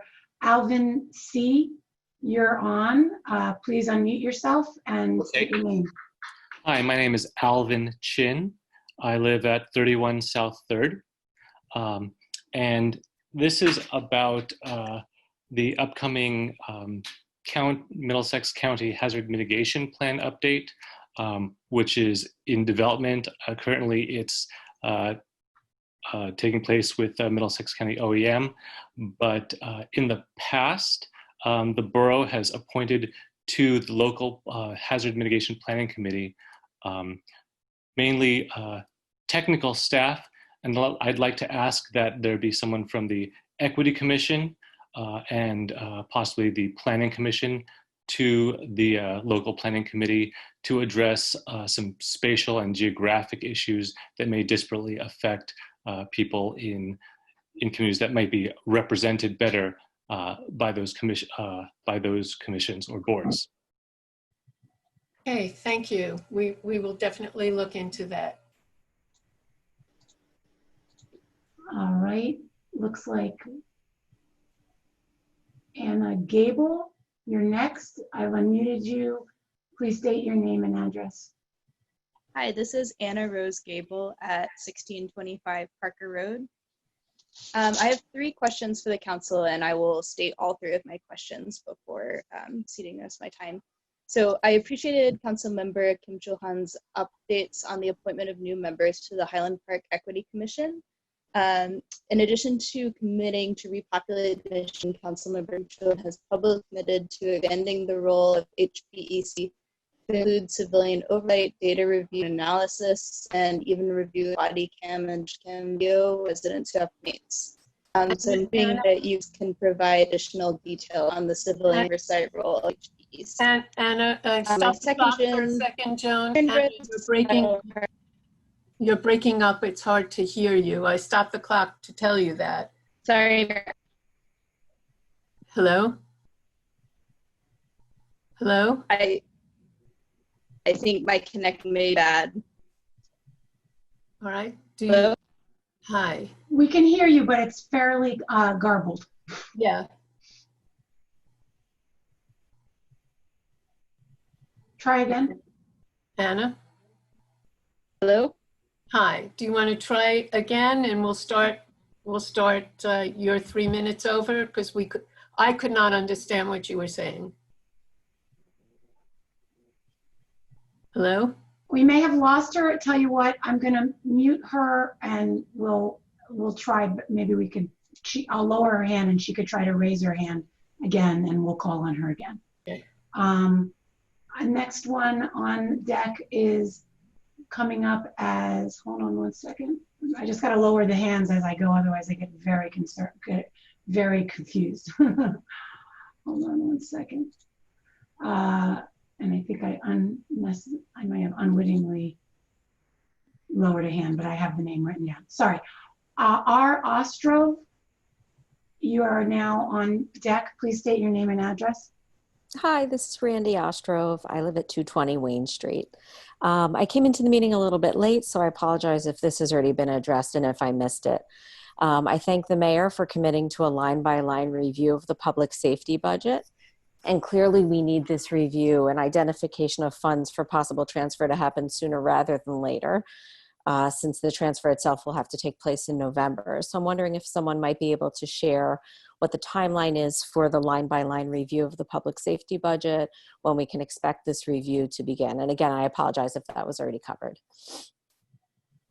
So I'll just briefly answer your question. Councilwoman Foster-Dublin, Borough Administrator, and I have been already meeting on this. I had a conversation, you may remember I invited Monique Coleman to join us in these discussions. She and I had a conversation today, and we're going to try to set something up for our first meeting with her in mid-July. And then we'll be able to better answer you in terms of the final timeline on this. Great, thank you. Thank you. Anybody else? Yes, Mayor, just one moment. Next, I have Abby Stern Cardinal. I'm allowing her to speak. Please unmute yourself and state your name and address. Hi, this is Abby Stern Cardinal. I live on Harper Street. I also have a question about policing in town, and my question is a little more broad. I'm wondering if you can clarify the relationship between the borough and the police specifically. I'm noticing that when speaking about the police, multiple members of the council are using the term "we," and it seems like you are in close communication, which is obviously a good thing. But I'm wondering more about what the relationship is in terms of, if you are reviewing the police, but also speaking in kind of the "we" terminology. That's something I would like clarification on. I do think that there should be some separation, and it's important to recognize that if the council is going to be part of the review process, then it's important that there is a separation. And so if there's conversations, that's one thing, but speaking in terms of "we" is a little concerning to me. And clearly you do know what's going to be spoken about on Thursday. I'm not saying that's a bad thing, but I would like you to talk a little bit about kind of what that relationship formally is. And I think that that's important in order for us to make progress. And I have one other question, just since I know you're going to answer and that'll take up the rest of my time, that's completely unrelated. I'm just wondering how it's decided what is on the consent agenda versus is separate from the consent agenda. If you can explain that, I would appreciate it. Okay, so Elsie, I saw, Councilwoman Foster-Dublin, I saw your hand up. I'm sure you want to address what we mean by "we." So go ahead. When we say, my portfolio is public safety. So anything dealing with keeping the public safe, such as fire, first aid, OEM, police, municipal court, municipal alliance, all of that falls under my portfolio. When I worked in corporate America, and I was represented in a boardroom or anything else, it's always "we." Our department, "we." I don't know of another way to say it, because I have to have open communication with all those entities I just listed. And when I'm working with the police department, it's my job to go in and ask questions that the residents want to know, that I want to know, that affect all of us. So when I go in and I say, I'm meeting with the police department and they say X, Y, and Z, and I come back and I say, the police department says this, it's what I have investigated, I'm putting forward. So I have to address it somehow. So if you can tell me of another way that I should phrase it, then maybe that I can do that. But I don't see another way how I'm going to phrase a response coming back saying the police department did this or the police department is doing that, because that is my job, is to report what they're doing. So it's not the phrasing. I was just honestly asking for clarification on the relationship. If, that's the phrasing you want to use, that's obviously not the specific concern. It just made me ask the question of the relationship, the formal relationship between the council and the police, if that helps clarify my question. I just described what the relationship is, that my portfolio is a part, the police department is a part of the public safety portfolio. That's the relationship I have with them. I am here to represent the residents of Highland Park, and I want to make sure that the police department is treating everyone fairly and equitable. And we have had issues around the country with police department, and I'm not going to sit back and see something that's going on untowards to any member of the community and allow it to happen on my watch. It's just not going to happen. And especially being a Black woman, sitting there and see something that's happening and to let it go or to condone it. So if that was a part of the question, I want to treat everyone equally, fairly, and equitably, and make sure that is being done in the police department. It's my job to hold their feet to the fire and to keep everyone accountable. Thank you. And just a reminder that I had that unrelated question as well. Just how is it determined what's I will be able to answer your other question. Okay, so I'm going to ask the borough attorney or the borough administrator to explain how things get put on a consent agenda. Either one of you is fine with me. Well, I just unmuted, so let me speak. The consent agenda consists of items which are routine in nature. So for example, at the bottom of every one of the consent agendas, there's a line item for the payment of bills. Those bills have been reviewed, audited, and found correct by each member of the council responsible for the department for which they're paying the bills. So there's no need to go through, 89 bills and vote individually to have those paid. So that would be a routine item that would occur during the meeting. There may also be other routine resolutions, like filing a request for state funding to do some of the roadways, and a resolution endorsing a specific program or a specific public policy issue. And those items are looked at by the mayor with the council president and also with the clerk before the meeting, and those items which are quote unquote routine get listed. Any member of the governing body can move one of those items off the consent agenda and ask that it be considered as a separate matter, and that occurs frequently. But that's where the consent agenda comes from. It's to move the meeting along, and it's for routine items. Thank you. Okay, is there someone else that wants to speak? Yes, Mayor. It looks like Monique Coleman is up next. Monique, you've been unmuted. Hi, yes, Monique Coleman, 407 Lincoln Avenue.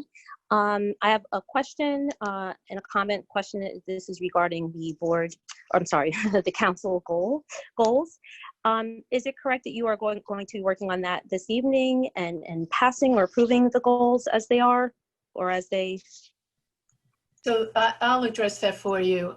Monique, each year, the council, they are not an official document or something that we vote on. Each year, the council meets with a meeting facilitator that helps us talk about what are key areas we want to focus on.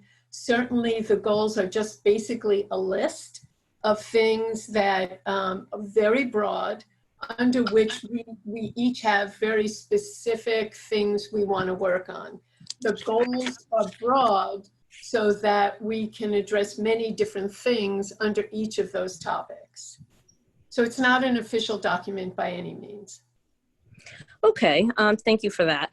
But it is, as you said, sort of, in some sense, a guiding document for you all to, a broad guiding document. So my next question then is, why are there no goals that specifically even in broad terms, relate to addressing, first getting a grasp of where issues of racism, historical patterns of inequities in our community here in Highland Park, both racially, socially, and economically. Why isn't the board, the council's commitment to these areas reflected in specifically in these goals? I know that, again, at the last council meeting, I talked about the Black Lives, the council and mayor's adoption of this Black Lives Matter resolution, and making a strong statement visually with the signage on the street there in front of the municipal building. However, here's an opportunity again to really solidify the performance of supporting Black Lives Matter with actual powerful policy commitments. And in this sense, I know these are goals, but your goal is to the goal here would be to really make sure that Black Lives Matter, which really is about addressing equity disparities along the lines of race in housing, in health outcomes, in policing, in education, in recreation, that I feel like that should be clearly stated and truly integrated in every single aspect of what is in this document here. So just for an example, when you talk about improving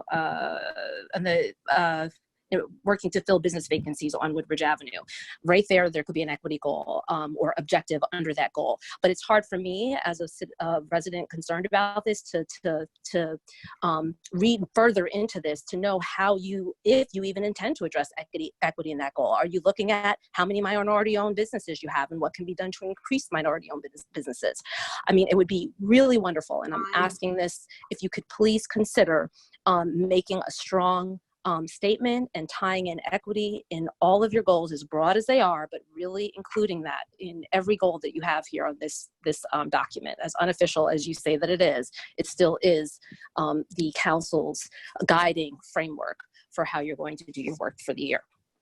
Okay, thank you. Okay. We have a few more hands raised, Mayor. Okay. I'm going to call on Paloma. I have enabled your speaking. Please state your name and address. Hi, thank you very much. So my name is Paloma Caravantes. I live in Redcliffe Avenue, and actually I live very close to the river. And my question is, because we've been having a terrible stench in the last 2 weeks, I think coming from the river. And I wanted to ask whether there has been some type of sewage system or drainage into the river, because I've been living here for 3 years and this is the first time that it happens. The worst is normally by the evening. It starts normally around 6, but sometimes it goes all day. Okay, I'm going to ask Councilman Phil George and Borough Administrator Terry Hofer to look into this and check and see what's going on with that odor she's talking about. And just to clarify, that there seems to be, it picks up in the evening hours. It's around 6 o'clock. I just want to make sure I heard you correctly. Yes. So normally we feel it more in the evening. I will say it starts around 6 p.m., but then in the last days, at the beginning when I started in the 2 weeks ago, it was just in the evenings, but now it's all day. Okay, we will definitely look into it. Thank you so much. We'll look into it. I've heard anecdotally that it may be not necessarily sewage. It may be the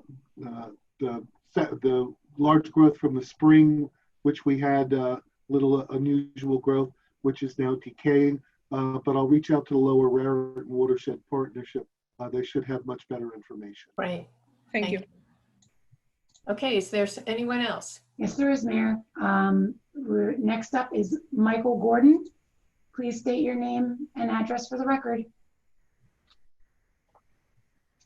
Michael, you're live.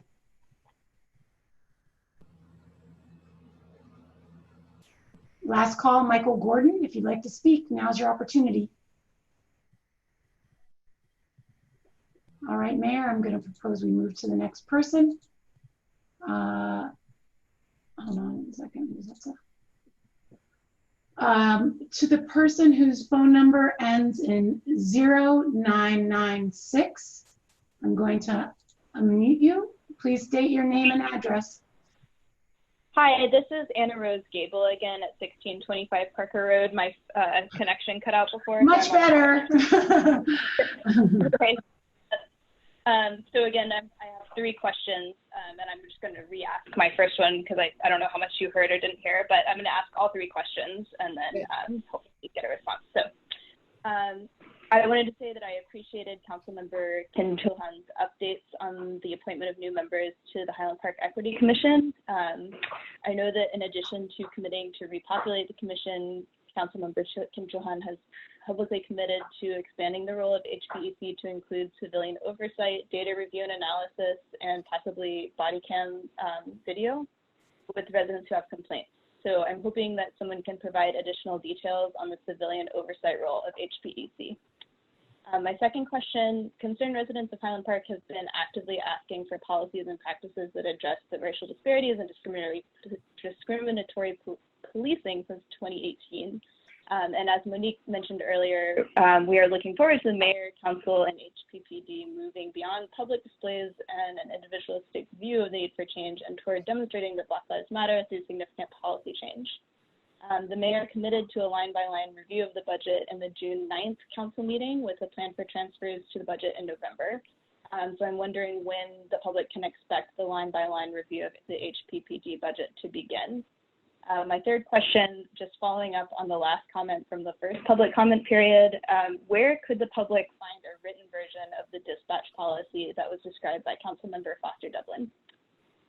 So to review the civilian oversight role of HPEC, when will the line-by-line budget review begin, and where can we find a written version of the dispatch policy? Thank you. Okay.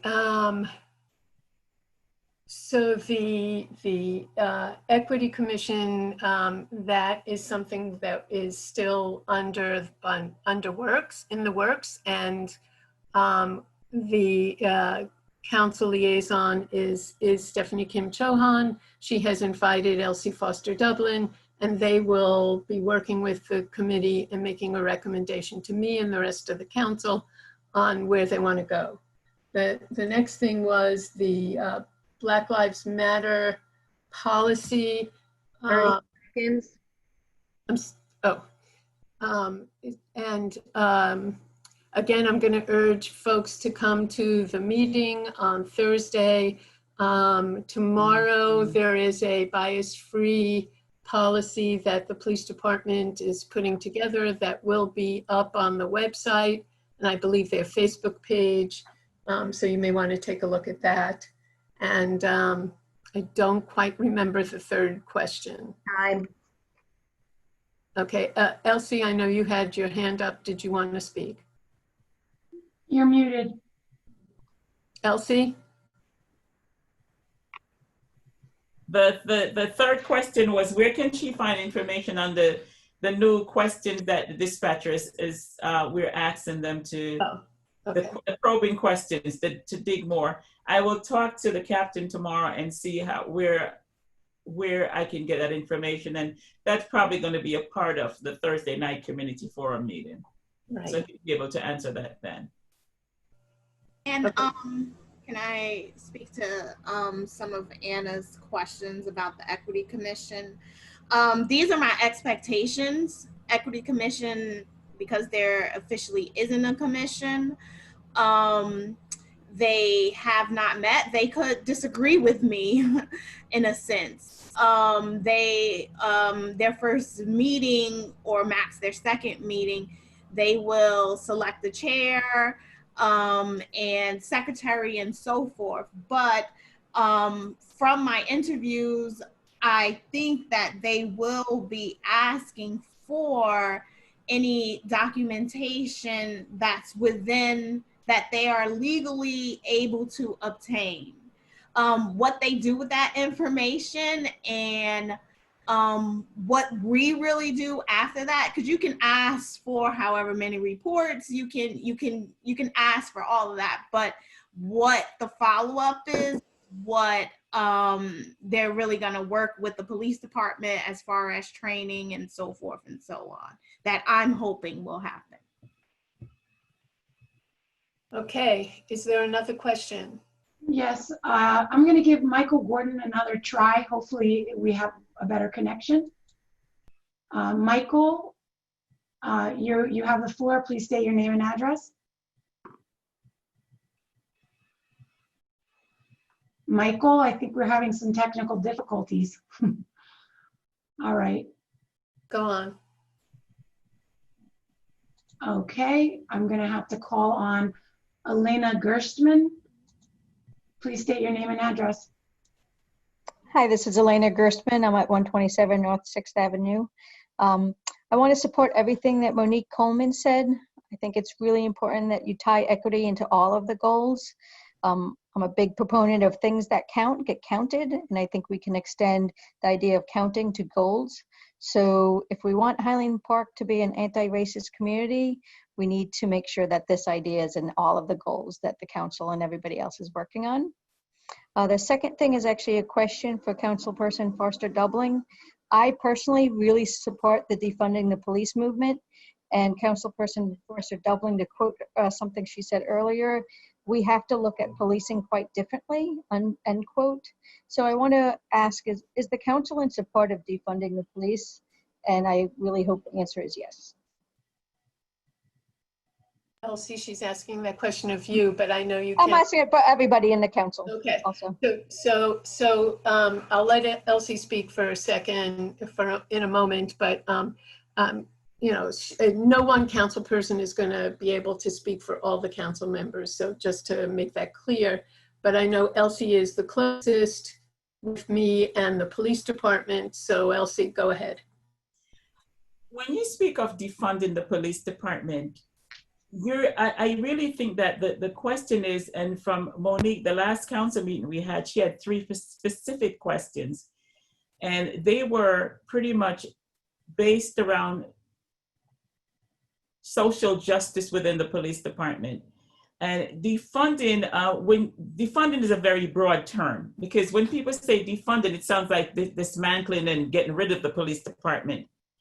And that cannot be. I think when— I don't mean that. I mean the re-envisioning of the police department and where most of the budget actually gets shared with social justice and social workers and other people who go out to a community without a gun with special training.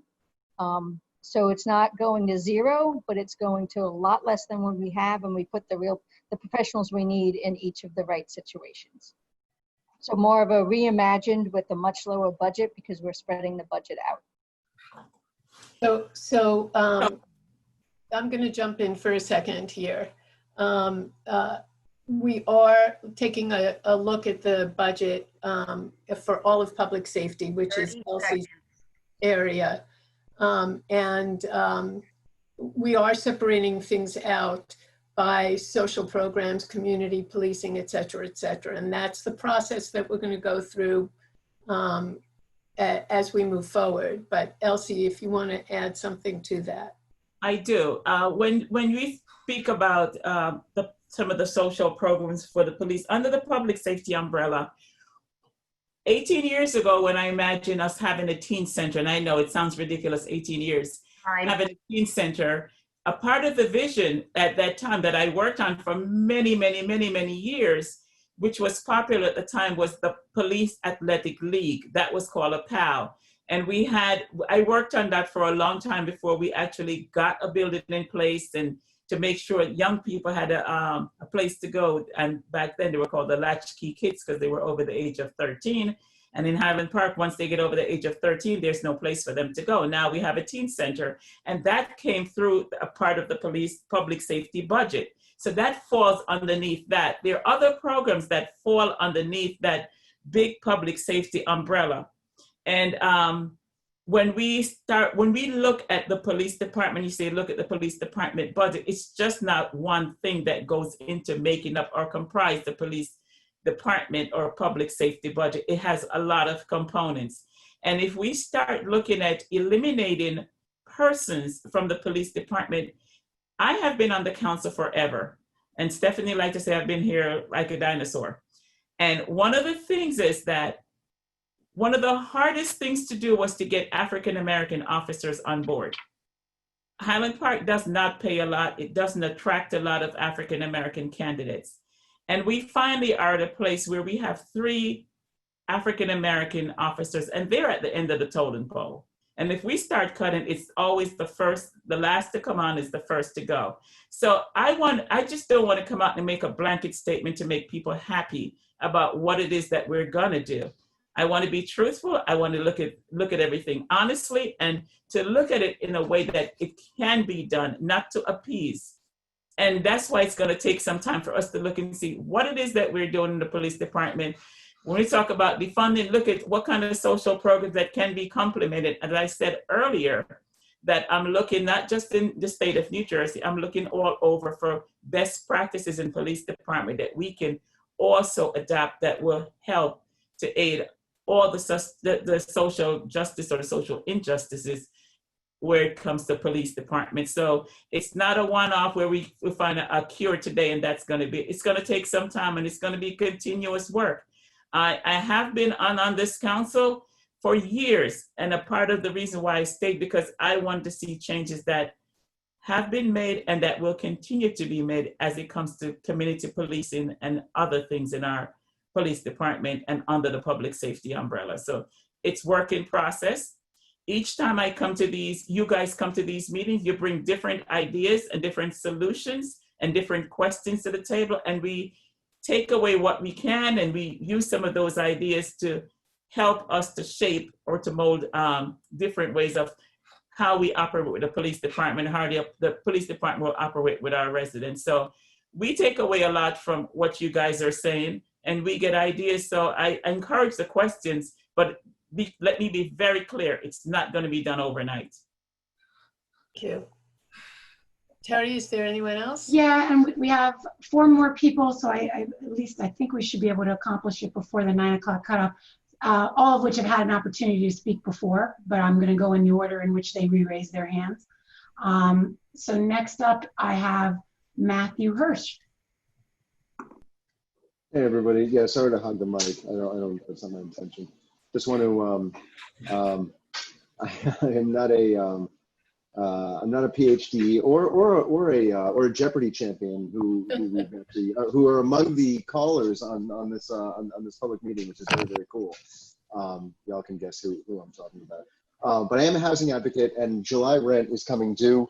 And I just want to remind, you know, the 60% or more of Highland Park residents who are living in town who may be having trouble paying their rent due to the coronavirus, that they are not required to pay their rent. There is an executive order in place that keeps people from being evicted or foreclosed upon or kicked out of their house. And hopefully very soon there will be legislation in place that provides some guidance for any kind of payback or rent relief available. But if anybody is having any difficulty with their rent or mortgage, they can go to covid19.nj.gov, and there's a whole section on eviction and rent relief and foreclosures. So please check that out.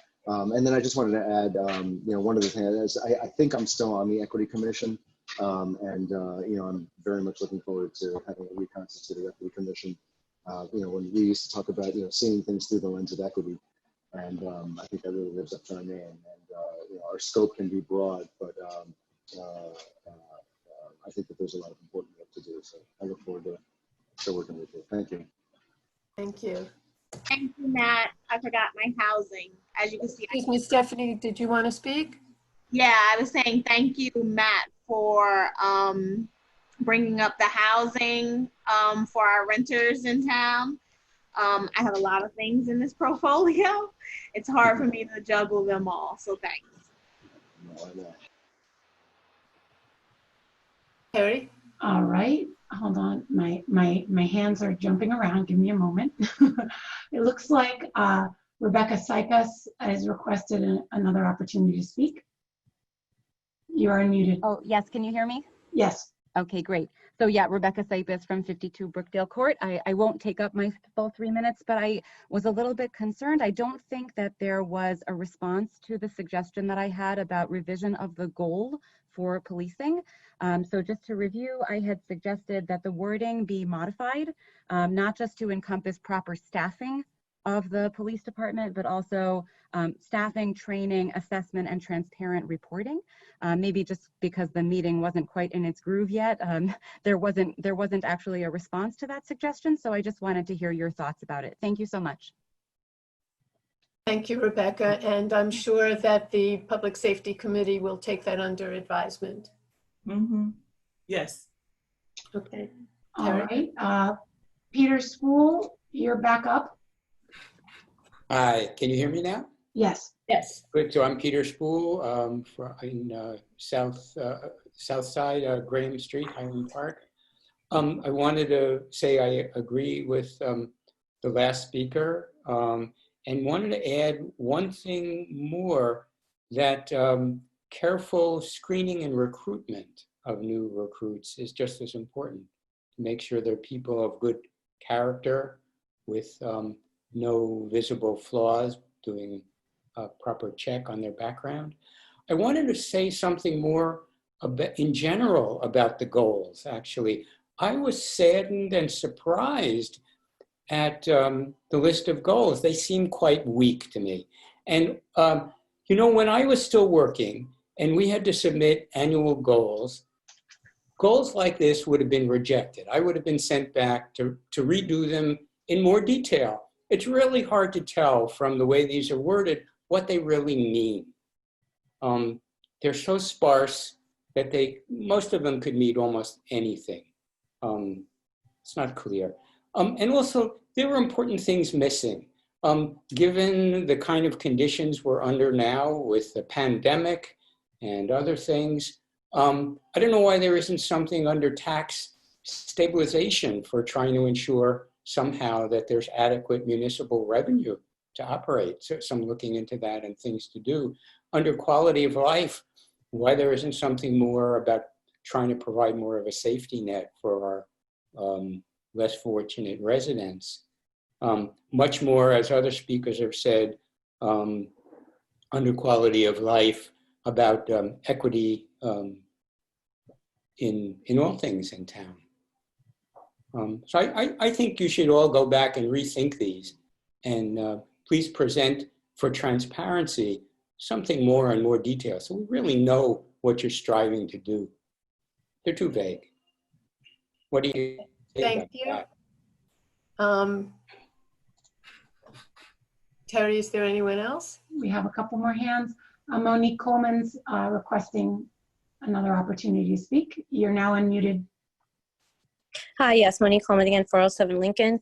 And I kind of want to reiterate my previous comment and about the goals and the comments that Peter Sproul just also made.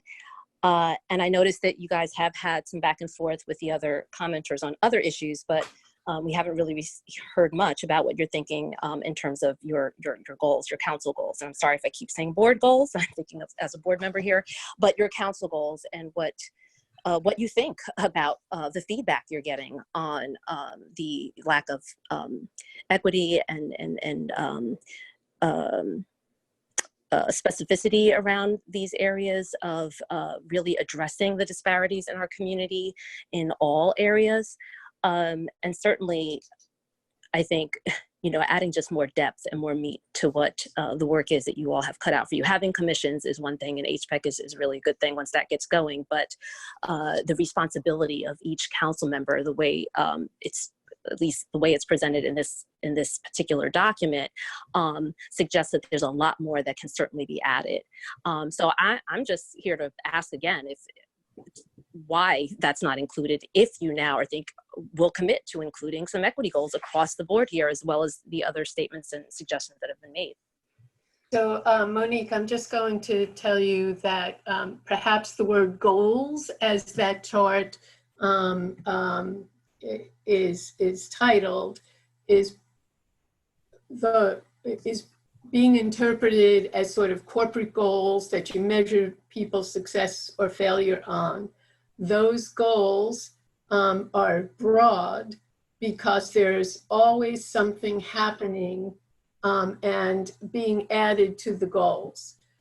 If you stay for our work sessions, you will hear when we go through the goals, some of the more detailed items that are occurring on a daily, weekly, monthly basis that fall under those headings. So I would ask that you, stay to hear what some of the action steps under those goals have been. As far as equity issues are concerned, they are things that each of the council members have been working towards, but we can all do a better job of them, and certainly can work to point out in greater detail in our work sessions when we go through our goals what those items are that do address some of the equity issues, and even to say these are some of the equity issues we haven't yet gotten to, but that each council member is planning to work towards. Yes, thank you. I do appreciate that. And I understand the nature of goals versus objectives and the broad goals. But can you add a broad goal then around equity? Let us talk about it as a group, and we'll certainly get back to you so you'll see some of that. You and I talked anyway, so. Yep, thank you. Okay. Anybody else? One hand. I'm going to call on someone named Mr. Castro. Can you please state your name and address for the record, please? And you'll have to unmute yourself. Can you hear me? Yes. Hi, Marcus Castro, 432 Montgomery Street. I have a very simple question. I was happy to hear that the bulk trash is being, we have a program to pick it up again. My question is about electronic disposal. Is there any plans to get that back on board? Thank you. Mr. Castro, I can't give you exact details, but what I know, and I haven't gotten the update, I reach out to the county about once or twice a month to see where they're going. They are reopened their recycling centers on a very limited basis as of 2 weekends ago, I believe. As for electronics, they are not disposable through our recycling program. There was a large controversy over that several years ago when it was discontinued. They were primarily, to be honest, they weren't recycled. They were sent to China where they would be recycled or else dumped. DPW is not able to pick them up. They're not recyclable. However, you can drop them off at DPW, and ultimately, when we have a large enough load, we get a contractor in to pick them up at our expense. They cost us quite a lot to get to recycle or dispose of because of the electronics in them. The electronics will not be a part of the bulk trash. We'll get the guidelines out this week. Frank Troy will have them up on Recycle Coach, and there'll be more detail on the borough website. I'm sorry, to be clear, so I can drop off the equipment today or tomorrow if I wanted to, correct? Phil, can I jump in? Because this has to do with our reopening plan. We are gradually reopening our borough buildings. We are not yet open to the public. That also includes Public Works. And what I'm not clear on, and I would want to know from Public Works before we commit to that, is, I don't know if there's a safe way for you to drop it off that doesn't involve coming in the building. We just haven't started reopening drop off yet, but I would imagine that's forthcoming very soon. So hold on to that material and I'll work with Public Works to figure out the best way to accommodate drop offs, but we're really still trying to keep residents away from our operations while we still kind of are retooling and reorganizing, having all the employees back. So give us a little more time, but we will. You raised a good point, and I don't have a good answer for you just yet. Fine. Mr. Castro, is the 404 number showing up on the screen the best way to reach you? No, that's not him, Mayor. Oh. But we'll just keep an eye out. We'll put some material, or you can reach out to me or Councilman George, and we'll get a clarification. Thank you. I hadn't thought about electronic waste in some time, so we do need to get to that. Anybody else? We do have one more hand raised, and it is that phone number 0996. I believe that was Anna Rose Gable from before. Please state your name and address. Anna, are you interested in speaking again? Oh, can you hear me now? Now I can. I almost gave up on it. Sorry. I do want to say we need to keep this to... This looks like the last hand, Mayor. Okay. Yes, I have a very quick follow-up question. Just that my second question was not directly addressed, which was when can we expect the council to begin the line-by-line review of the HPPG budget? Councilwoman Foster-Dublin and I have already on started that. I'm sorry? It's being worked on. Councilwoman Foster-Dublin and I have already started that. Okay. And how will the public be included in that process? As I said at the last meeting, Monique Coleman is going to come in we're setting a date for when we could sit down and go through it with her. And then we'll take it from there. Thank you. Okay. All right, let's move on. We're about to go into our work session. I want to ask the council members, do you need a 5-minute break? Yes. Okay, then let's take a 5-minute break and then we'll get back to the rest of the meeting at 9:02. Thank you. We can start with other people's topics. Are you guys okay? Oh, there he is. Cool. Okay. So let's get into this work session. Phil, your first up, tree protection ordinance. This is an amendment to the original amendments which we enacted several months earlier. If you recall the discussion when we first talked about the revising the tree ordinance, it was 18 to 20 years out of date. The rates were unfavorable. It was not easy to administer, both for administration and for the residents. We put those first round of amendments in, and at the last minute, in fact, that second reading comments, the staff came forward and asked whether certain parts of it that had been originally drafted relating to commercial development and lot development were excluded. That was on the advice of council at the time. As a result, we engaged in further discussions, a review of those particular amendments, and it was determined that with some fine tuning they should go in. These are in relation to developers who clear lots as opposed to a resident who needs to remove one dead tree or something like that. Basically, different standards need to be applied in that circumstance, and that's what these amendments propose as the second part of the specific replacement formula that's a part of the tree replacement ordinance.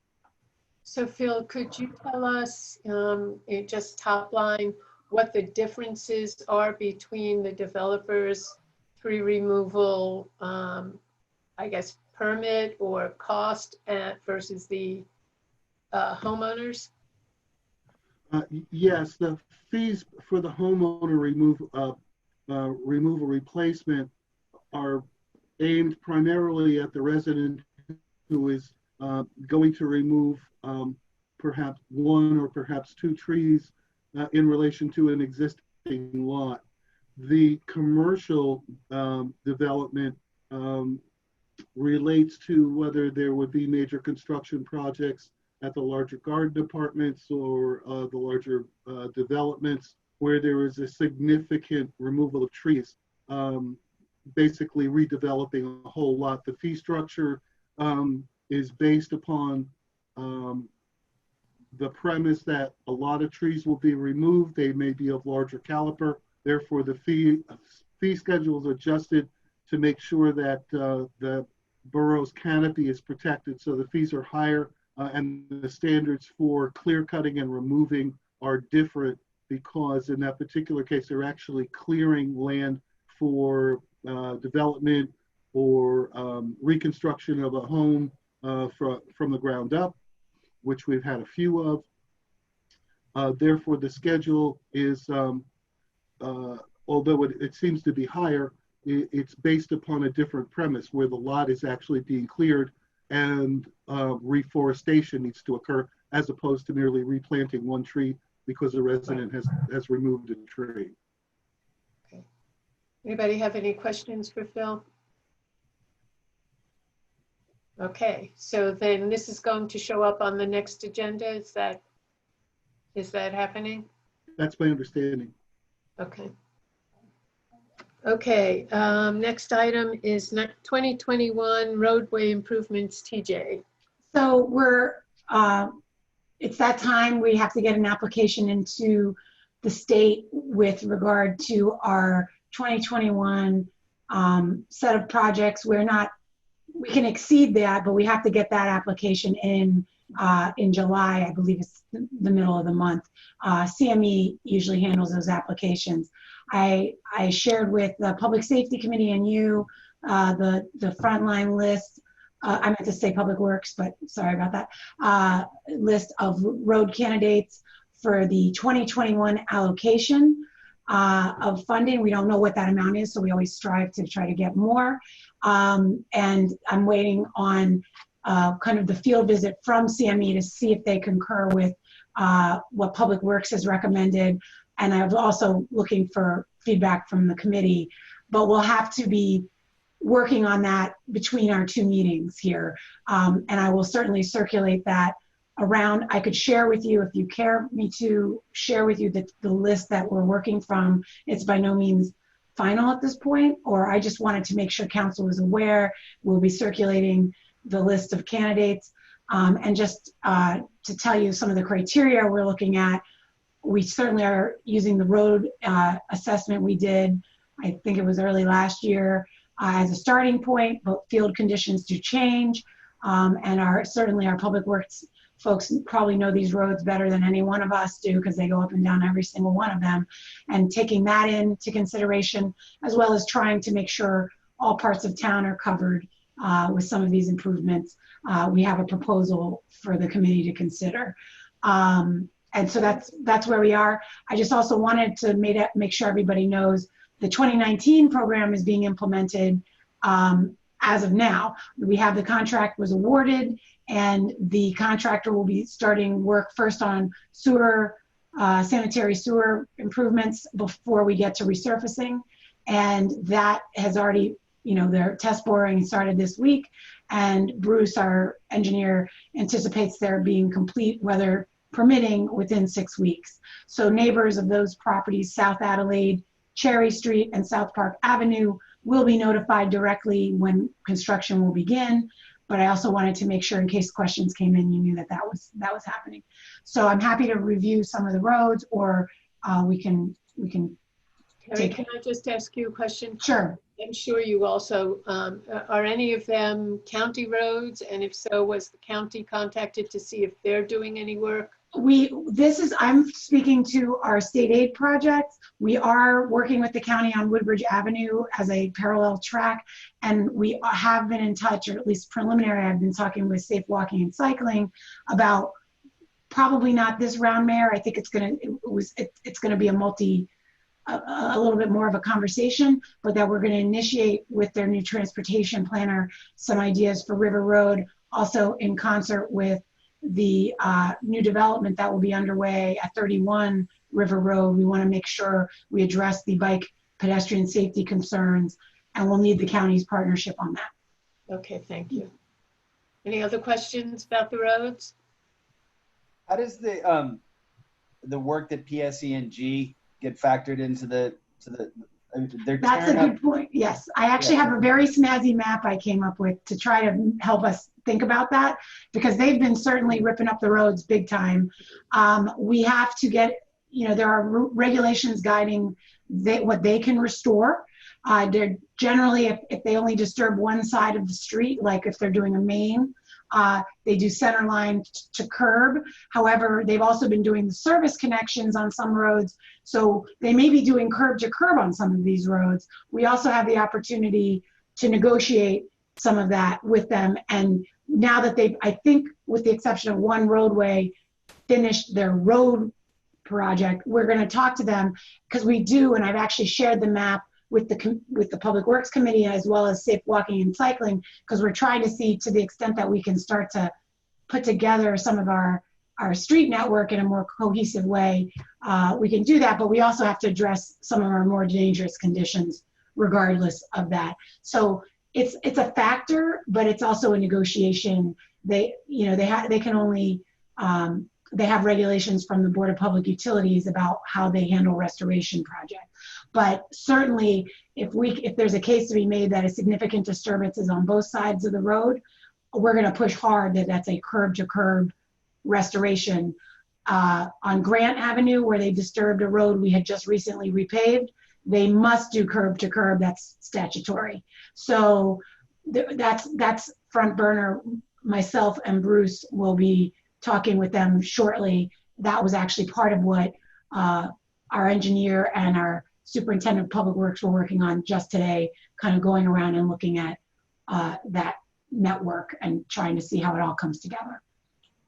I'd love to see that PSE&G document if you could. The document, I just did a map there where Oh, I colored a map that said, here's all the roads where they went. I'm happy to share it with you. I'd love to see it. Thank you. Mm-hmm. Yeah. They did a big press this year. I will say that Terry's been doing a really good job staying in touch with the PSE&G people, so that we are not ripping up roads, or they're not ripping up roads that we've just repaired. We try our best, but then they come in anyway, like on Grant. Yeah, but she's been doing a very good job with that. Okay, there's nothing else on the work session items so now we can go into our goals. I will say that having heard a good deal of the conversation today, I would urge each of the council members, as you start looking at your goals, to see, or your areas, to see where you might address some equity issues along with the things that you may have already established as your more detailed goals. So I'm gonna go in order of my screen. Phil, you're up first. Anything to report on your goals? Well, as you know, my one of two significant goals for the year was the electric vehicles. As you know, we passed at the last meeting the authorization, I believe it, and correct me if I'm wrong, Terry, second round grants for charging stations, and these are for public installation. One of the bigger issues in electrification of vehicles for municipalities is an equity issue, which is electric vehicles tend to be perceived as the territory of more wealthy people because of the expense of some of the vehicles. In reality, that's not so much accurate, since some of the vehicles are very affordable. However, the provision of public charging stations in particular areas is a continuing and ongoing question. Specifically, I live in a garden apartment. Where do I put in my 220 charger? Mm-hmm. However, several years ago, I had discussions with a gentleman, an engineer, PhD, technical type guy, about a design to install charging stations actually right on telephone poles. I did reach out to him recently to see if he's at the same email address or the same company, or has he been transferred. with regard to that, now that we're moving forward.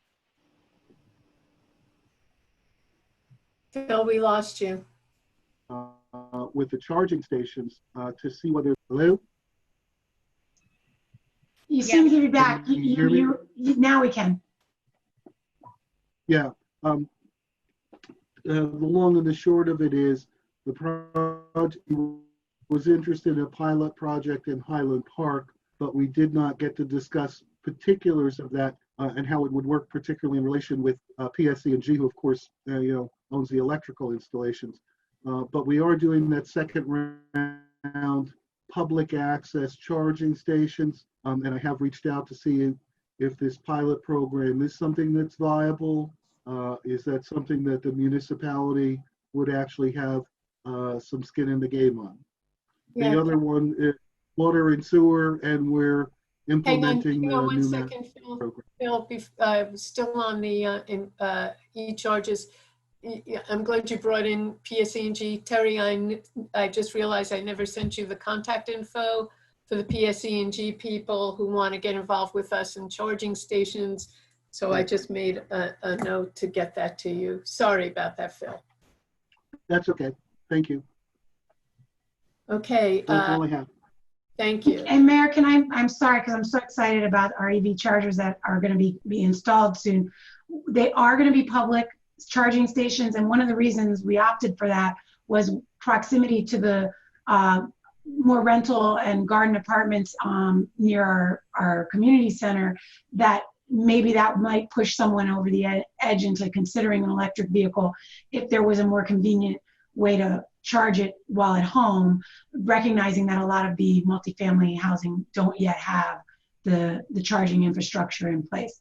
So when that is installed, which you just approved that capital ordinance, that will be a public charging station that people can, charge up overnight. A level 2, so it's not a super fast charge, but it's something that people can take advantage of. That's great. If I may, Mayor, just to add in on that, if you recall, the last few developments that we have been negotiating that are residential, we've been negotiating for accessible charging stations as part of the site plan and the approval and the redevelopment plan. Right. And I believe Walter Avenue has that built into the plan as well. Yes, they have two, as I understand, I believe. Okay. Okay, Councilman Fine, you're up next on my. I have a question as it pertains to the charging stations. Just brought up that with the charging stations that they're going to be implemented, you're looking at different locations in town to put them in? Yes. Could something be considered over here by the teen center? Because there's two major, matter of fact, 3 large apartment complexes in that area. It's at the community center, Elsie, right over there. Right. Oh, right. it's going to be at the community. Yeah, that's where it is. Mm-hmm. Perfect. Yes, it is. It's done. Good idea, Elsie. Okay. I don't have an update tonight. Okay. And Matt, Councilman Hale, you're next. Sure. I just real quick, in the process of sorting through how to get as many outdoor tables as possible and to help restaurants, we discovered one of my goals is to try and figure out ordinances for helping businesses. And one of the things we discovered is that we actually do have an outdoor table ordinance that has been on the books for quite some time. And to be honest, we can't figure out exactly why. And when we're talking about in terms of making things easier for business, we've waived the fee that was attached to that in COVID. And I think one of the things we ought to seriously consider is whether that fee is appropriate, whether we need that fee, and whether we should be doing more to just encourage people to always have outside dining and seating arrangements, even after we get post-COVID and things like that. So I think it's something that COVID brought to us that we certainly ought to be considering in the future of having encouraging outdoor dining and outdoor retail as much as we possibly can. So I think that's one of the ordinances that we'll be looking at shortly. Another one that I think in that sort of same realm is I think there's some potential possibilities. There's a number of different ideas on the table about a property down on Raritan between First and Second on the north side of the street, an old gas station that is part of a borough plan to. We might be able to do some sort of temporary things down there to encourage more businesses, pop-up shops and or art collective or things like that. And I think that's another sort of way of signaling that that the town is interested in creative uses of businesses and creative ideas for businesses. Yeah. So I think that again, the town tables idea, I think, is not necessarily an ordinance or a permit or things like that. But it again is sort of a creative way of thinking about ways of encouraging people to come together in Highland Park. So those are some instances of how COVID-19, the disaster that it is, may cause us to sort of relook at some ways of the way we've structured things in the past that I think we're going to need to relook at once we dig ourselves out of this. So Matt, I'm very much interested in temporary usage of that blue and white building on Raritan. Could you make sure that, I guess between you and Terry, that we address any of the safety issues that were raised to me in the past so that we might be able to use that spot? So we've been attempting to find a time to sit down and go through and have a checklist of all of those potential safety issues. It's not an easy scheduling issue given everybody's, but certainly the idea is that we'll have a tick list of here are the safety things that have to happen before we move forward. Okay, great. And Josh, I know you said you had nothing to report on towards the goals, but is everything straightened out with summer camp, and have we established the food program? That's under rec, right? That's you now? Well, in terms of camp, and then maybe I'll ask Terry to help me out with this as well. I mean, there is going to be a version of summer camp. So that's a positive. I think a lot of the information was shared via the HP Rec's social media pages and all, but in terms of specific timelines that I don't have in front of me right now.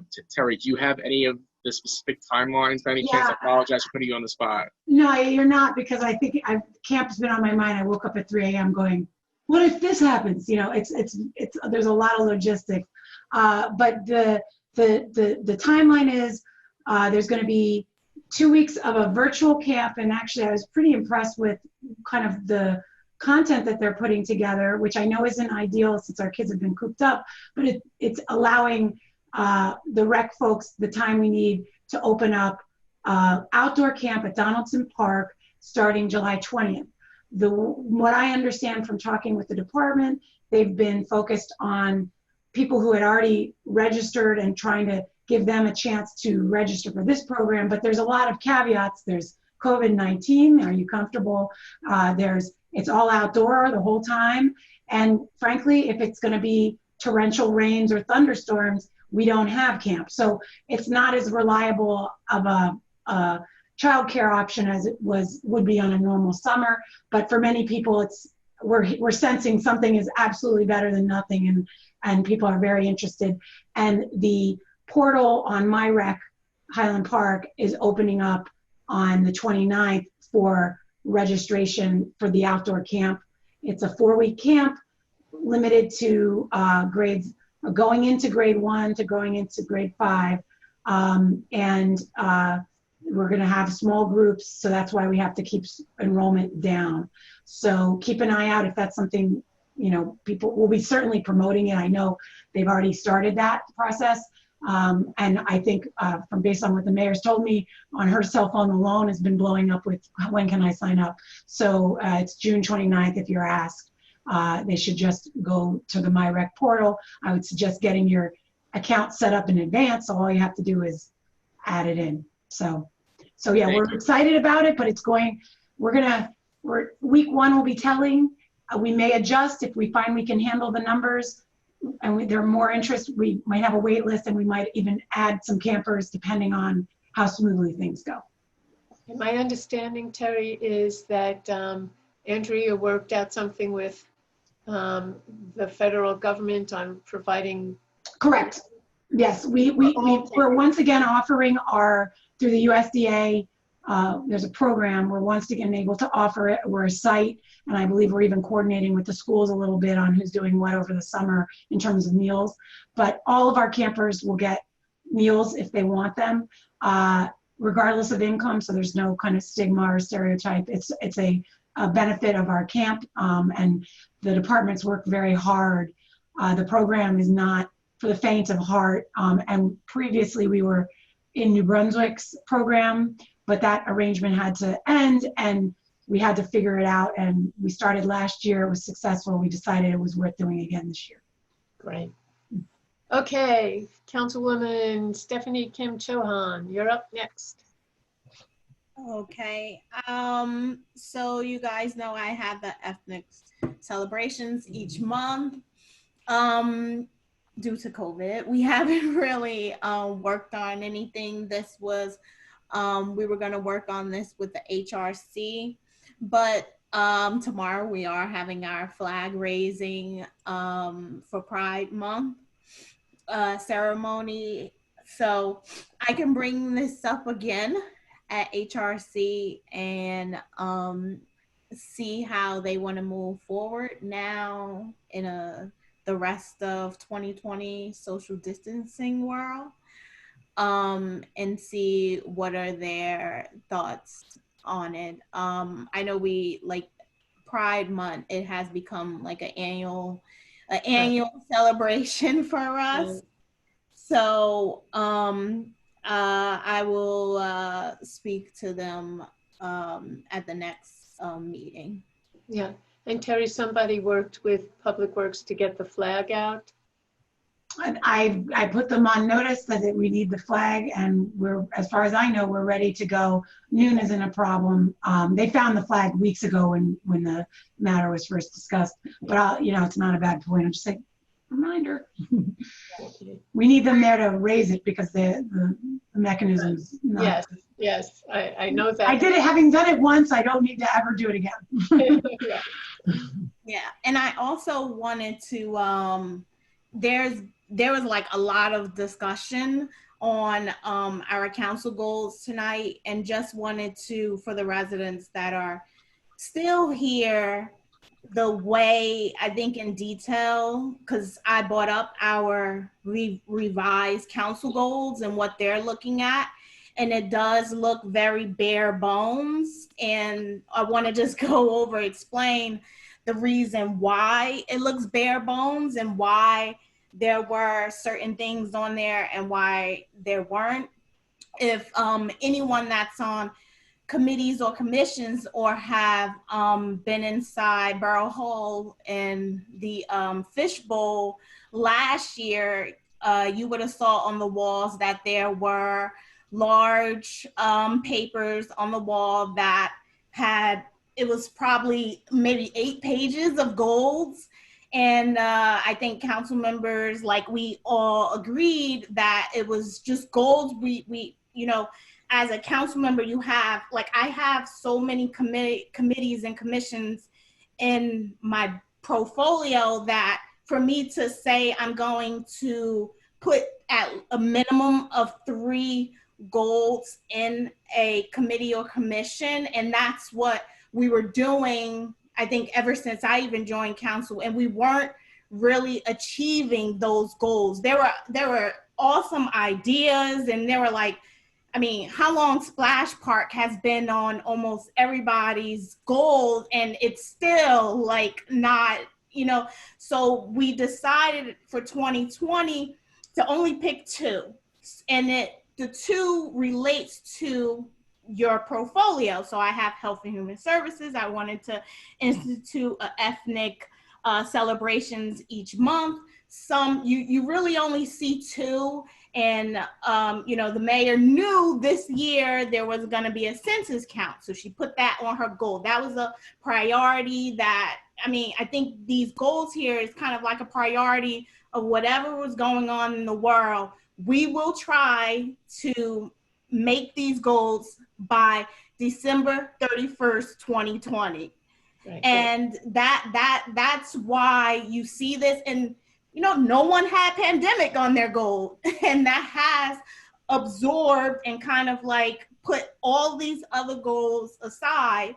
And where residents had said, oh, you need to add equity. Absolutely. These goals have changed. These goals, half of these goals are probably trashed by now because we're halfway into the year, and I did one flag raising ceremony. So you're right, like the residents was right. We do need to look at that, but there's like, we're working on, like, I think all of us, like myself, Josh, when we were talking about racism and police brutality, like you had Art Commission, you know, pull up to the party about racism. I have Board of Health doing a whole piece on racism. So racism has become everyone's goal, whatever commission you have. I know probably almost every committee or commission is talking about, you know, this national issue and how we can, and I think Monique had said some great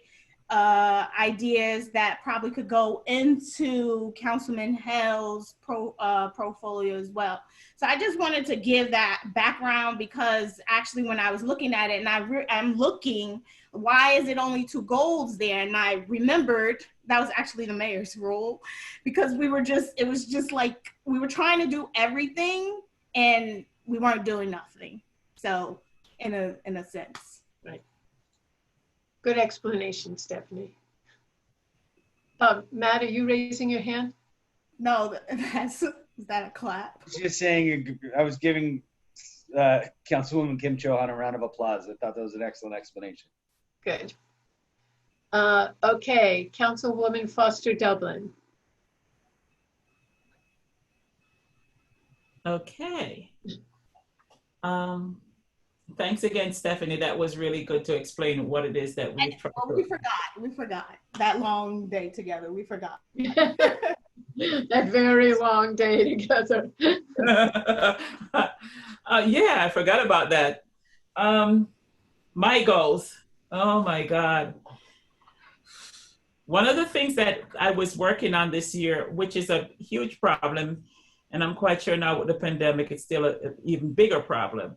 And it was this, the striping of the sidewalks, the setbacks of the sidewalk. They're not consistent in town. And we were looking at how do we improve the parking situation for residents. We have where everybody has larger cars now and SUVs, and people they pull out into the street more so than stop and do a rolling stop, because even when you do a rolling stop, you still can't see. So you have to stick yourself out even more. And one of the problems that we were having, we realized that our street lining, our street markings were not correct. So we had to improve the setbacks on the street and to create parking. So we'll have more parking. I was looking at in some areas where closer towards the train station, where people would just go and park their car for long extended periods of time, and their car would be left, and we're looking at to say, maybe we could do a study to see if we need to do parking permits in those areas. So the setbacks of the relining and the setbacks of the side of the roads we were doing to make it more accessible for cars, and also that it's fair. So the people would not be ticketed unfairly.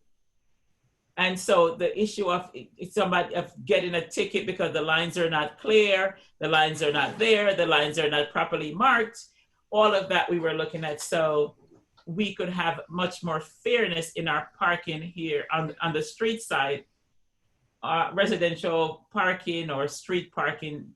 We're looking at that. We're looking at permits for that and everything else like that. That's a huge project. That's going to be an ongoing one. We did some striping where the streets are concerned. We did some more safe streets and stuff, and that dovetails into other people's committee, but it's all a part of keeping everyone safe. So that's going to be that's a huge, I would say probably a 5-year project just to get that done, to make sure that all the markings and the setback and the side and the sides are done, and the permit parking and the studies are done. So I would say it's going to be an ongoing project on that one. Transparency, that was on the infrastructure. Transparency in our police department, that's going to be an ongoing, I would say, an ongoing process. One of the things that we looked at was to get our police department accredited. Princeton had their police department accredited. It took them 7 years, and they're still going through it. So it took them 7 years. Chief Spool brought it to my attention. She was like, this is how the process is. It's not a quick fix. It's not an overnight process. It's going to take a lot of time, because every member of the police department has to be involved. It's from the ground up, not from the top down. So that's going to take a lot of time for us to put those kind of policies and programming and any kind of change that we want to see coming out of the PD. That's going to take some time. So again, I want to say that's ongoing. When they talk about justice, equity, fairness, all of that is going to be comprised in what we do with our police department, away from having it staffed appropriately. Like I misspoke some time ago, this meeting, that I said we had 3 African Americans. We had 3, the youngest recruits we have are 3 at the bottom of the pyramid. They're African American, but we do have 4 African American police officers here in town. But you know, as we look at how we manage, we staff the police department, all of that we take into great consideration. But with staffing comes the proper training. With training come in the proper awareness of the proper protocols, the rules that need to be followed. And as we all can see around the United States, that police department practices are changing. And it's gonna be even more so much work with the changes that's coming to the police department. And Highland Park is, the team that Highland Park has put in place, they are ready and they are willing to adapt to changes and to move us forward into the 21st century and beyond, and to really get us accredited so we can deal with the issues that we see in the PD and that residents will bring to our attention that they see in the PD, and how we need to make things, how to implement changes, how to make it more fair, how to make it more equitable. And I can't say enough, it's going to be an ongoing process. I just want to add one more thing. Tonight I talked about what different states, what they're doing in different states, looking at best practices, even looking at our state, looking at Camden and see what they have done, look at some of their best practices. And I talked about Washington State, about when people call and they're just calling the police department because somebody don't look like they belong in the neighborhood. And when the police are going out and they get the person who's, or some people can call and they can say anonymous. And that's the law, they can always say anonymous, and we don't know, we can't get their information. But when they call and they identify themselves and they're calling for some frivolous reason, I'm going to be looking seriously at what can be done about ticketing these people and getting them that awareness. As it comes to wearing face masks, Oregon has taken on a policy that non-white people don't have to wear face masks because they're trying to keep people safe. Because people are saying, oh, people, you know, Black people, people of color are wearing face masks, they're intimidated by them, blah, blah, blah. So stuff like that. So it's not just a one-off, it's going to be an ongoing, long, long process. That's it. I have a lot of work to do. Okay. Stephanie, you had a question. What you said accredited police like department. What does that mean? I'm not in that world. Like what does that? How does that benefit the borough? Well, one of the benefits of getting our department accredited, it won't be top-down leadership. It will be bottom-up. Everyone will know exactly what's going on. So when there's policies that are put in place, everyone will be fully. It's asking everyone to come to the table and add something to the policy. Mm-hmm. So if I'm going to say, for example, you can't, like what Oregon did, for a big example, Oregon is saying that non-white people don't have to wear face masks out in public because they have seen an uptick in phone calls and discrimination and what have you with people of color wearing face masks, and people are calling saying they're in my neighborhood wearing face masks and blah, blah, blah, blah. So they're saying, okay, we don't, so that would be a policy that that everyone would be informed and would be aware of.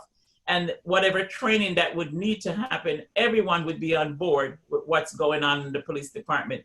So if you, for example, are new recruits that came on a month ago, if they had an idea that they took from another PD, that would be a welcome idea that they could bring in, and they would bring it to the person in command, and then that would move up the chain of command if it was a valid one. It's little things like those, and then bigger things like those, such as training, policies, trends, all that kind of stuff would be looked at. And they have a huge list of criteria that they have to go through. That's why it takes 7 years for them to get fully accredited. Another thing that would do, it would help with our insurance for their police department. There would be benefits that would be arrived under the GIF for the police department to become, that is accredited. So there are many benefits, social benefits and other benefits that we would have as a PD in Highland Park to get accredited, more community policing, best practices in that, or they would look at a myriad of different things. And as we can see, the trends in PD, the police departments are changing. All of that would be a part of what would go into this as well. Okay, all right. And then Stephanie, let me just add a couple of things to what Elsie did a great job explaining the accreditation thing. There are a few more things that I think are extremely important. To be accredited, they have to go through every single one of their policies. Yes. and make it consistent with the AG's office. Mm-hmm. And they can go even further to enhance those policies that the AG's office offers, as long as they're within the guidelines. So right now, the chief and captain are actually going through books and books of policies that have been in place, I don't know, from the 1980s. There's 50 years. Yeah. And so just going through and looking at every single one of them is going to be a benefit to all of us, because it's going to force us to change the way policies are being utilized within the department, and the way that the officers that are categorized as trainers, the way they are training the new recruits is going to be brought up to date to where we want them to be in 2021. Oh, got it. So there's a lot of benefits, but it takes a long time, and it's a very costly process, but it's worth every single penny. The other thing I think that's important for all of the council members to understand, in case anybody doesn't know about this, in New Jersey, unlike a lot of other states, the Attorney General's office has the ultimate power over all the police departments. They set the policies and the directions, and then from them, it goes down to the county prosecutors, and then our chief of police, for instance, reports to Middlesex County's prosecutor. The only time that the Middlesex County prosecutor's office, and Ed, you can correct me if I'm wrong, but I was told that the only time the Middlesex County prosecutor's office does not necessarily get involved is if there's a special kind of IA, internal affairs investigation, which then goes directly to the AG's office. So I see you nodding, Ed, so I guess I got it right. So there's a lot that goes into this accreditation that's going to help us not only monetarily, as Elsie pointed out, with insurance, but also with better oversight and training for every level of our police department. Okay. And then Elsie, you was talking about the different laws in the different states. Maybe you should look at New York too, because Governor Cuomo signed into law that Amy Cooper law because she called. So I don't know where that has to come from, if we could do it locally or whatever state, but yeah, that will be a good one too. And that's it. No, I saw that, and I in this conference today, I saw a lot of stuff that he wrote out. There's a lot of things that I have also, but as I said, it's a deep dive for me, and it's a lot of work in making sure we get the stuff that's gonna fit. Because there's a lot and lots and lots of just peeling the layers back that needs to be done.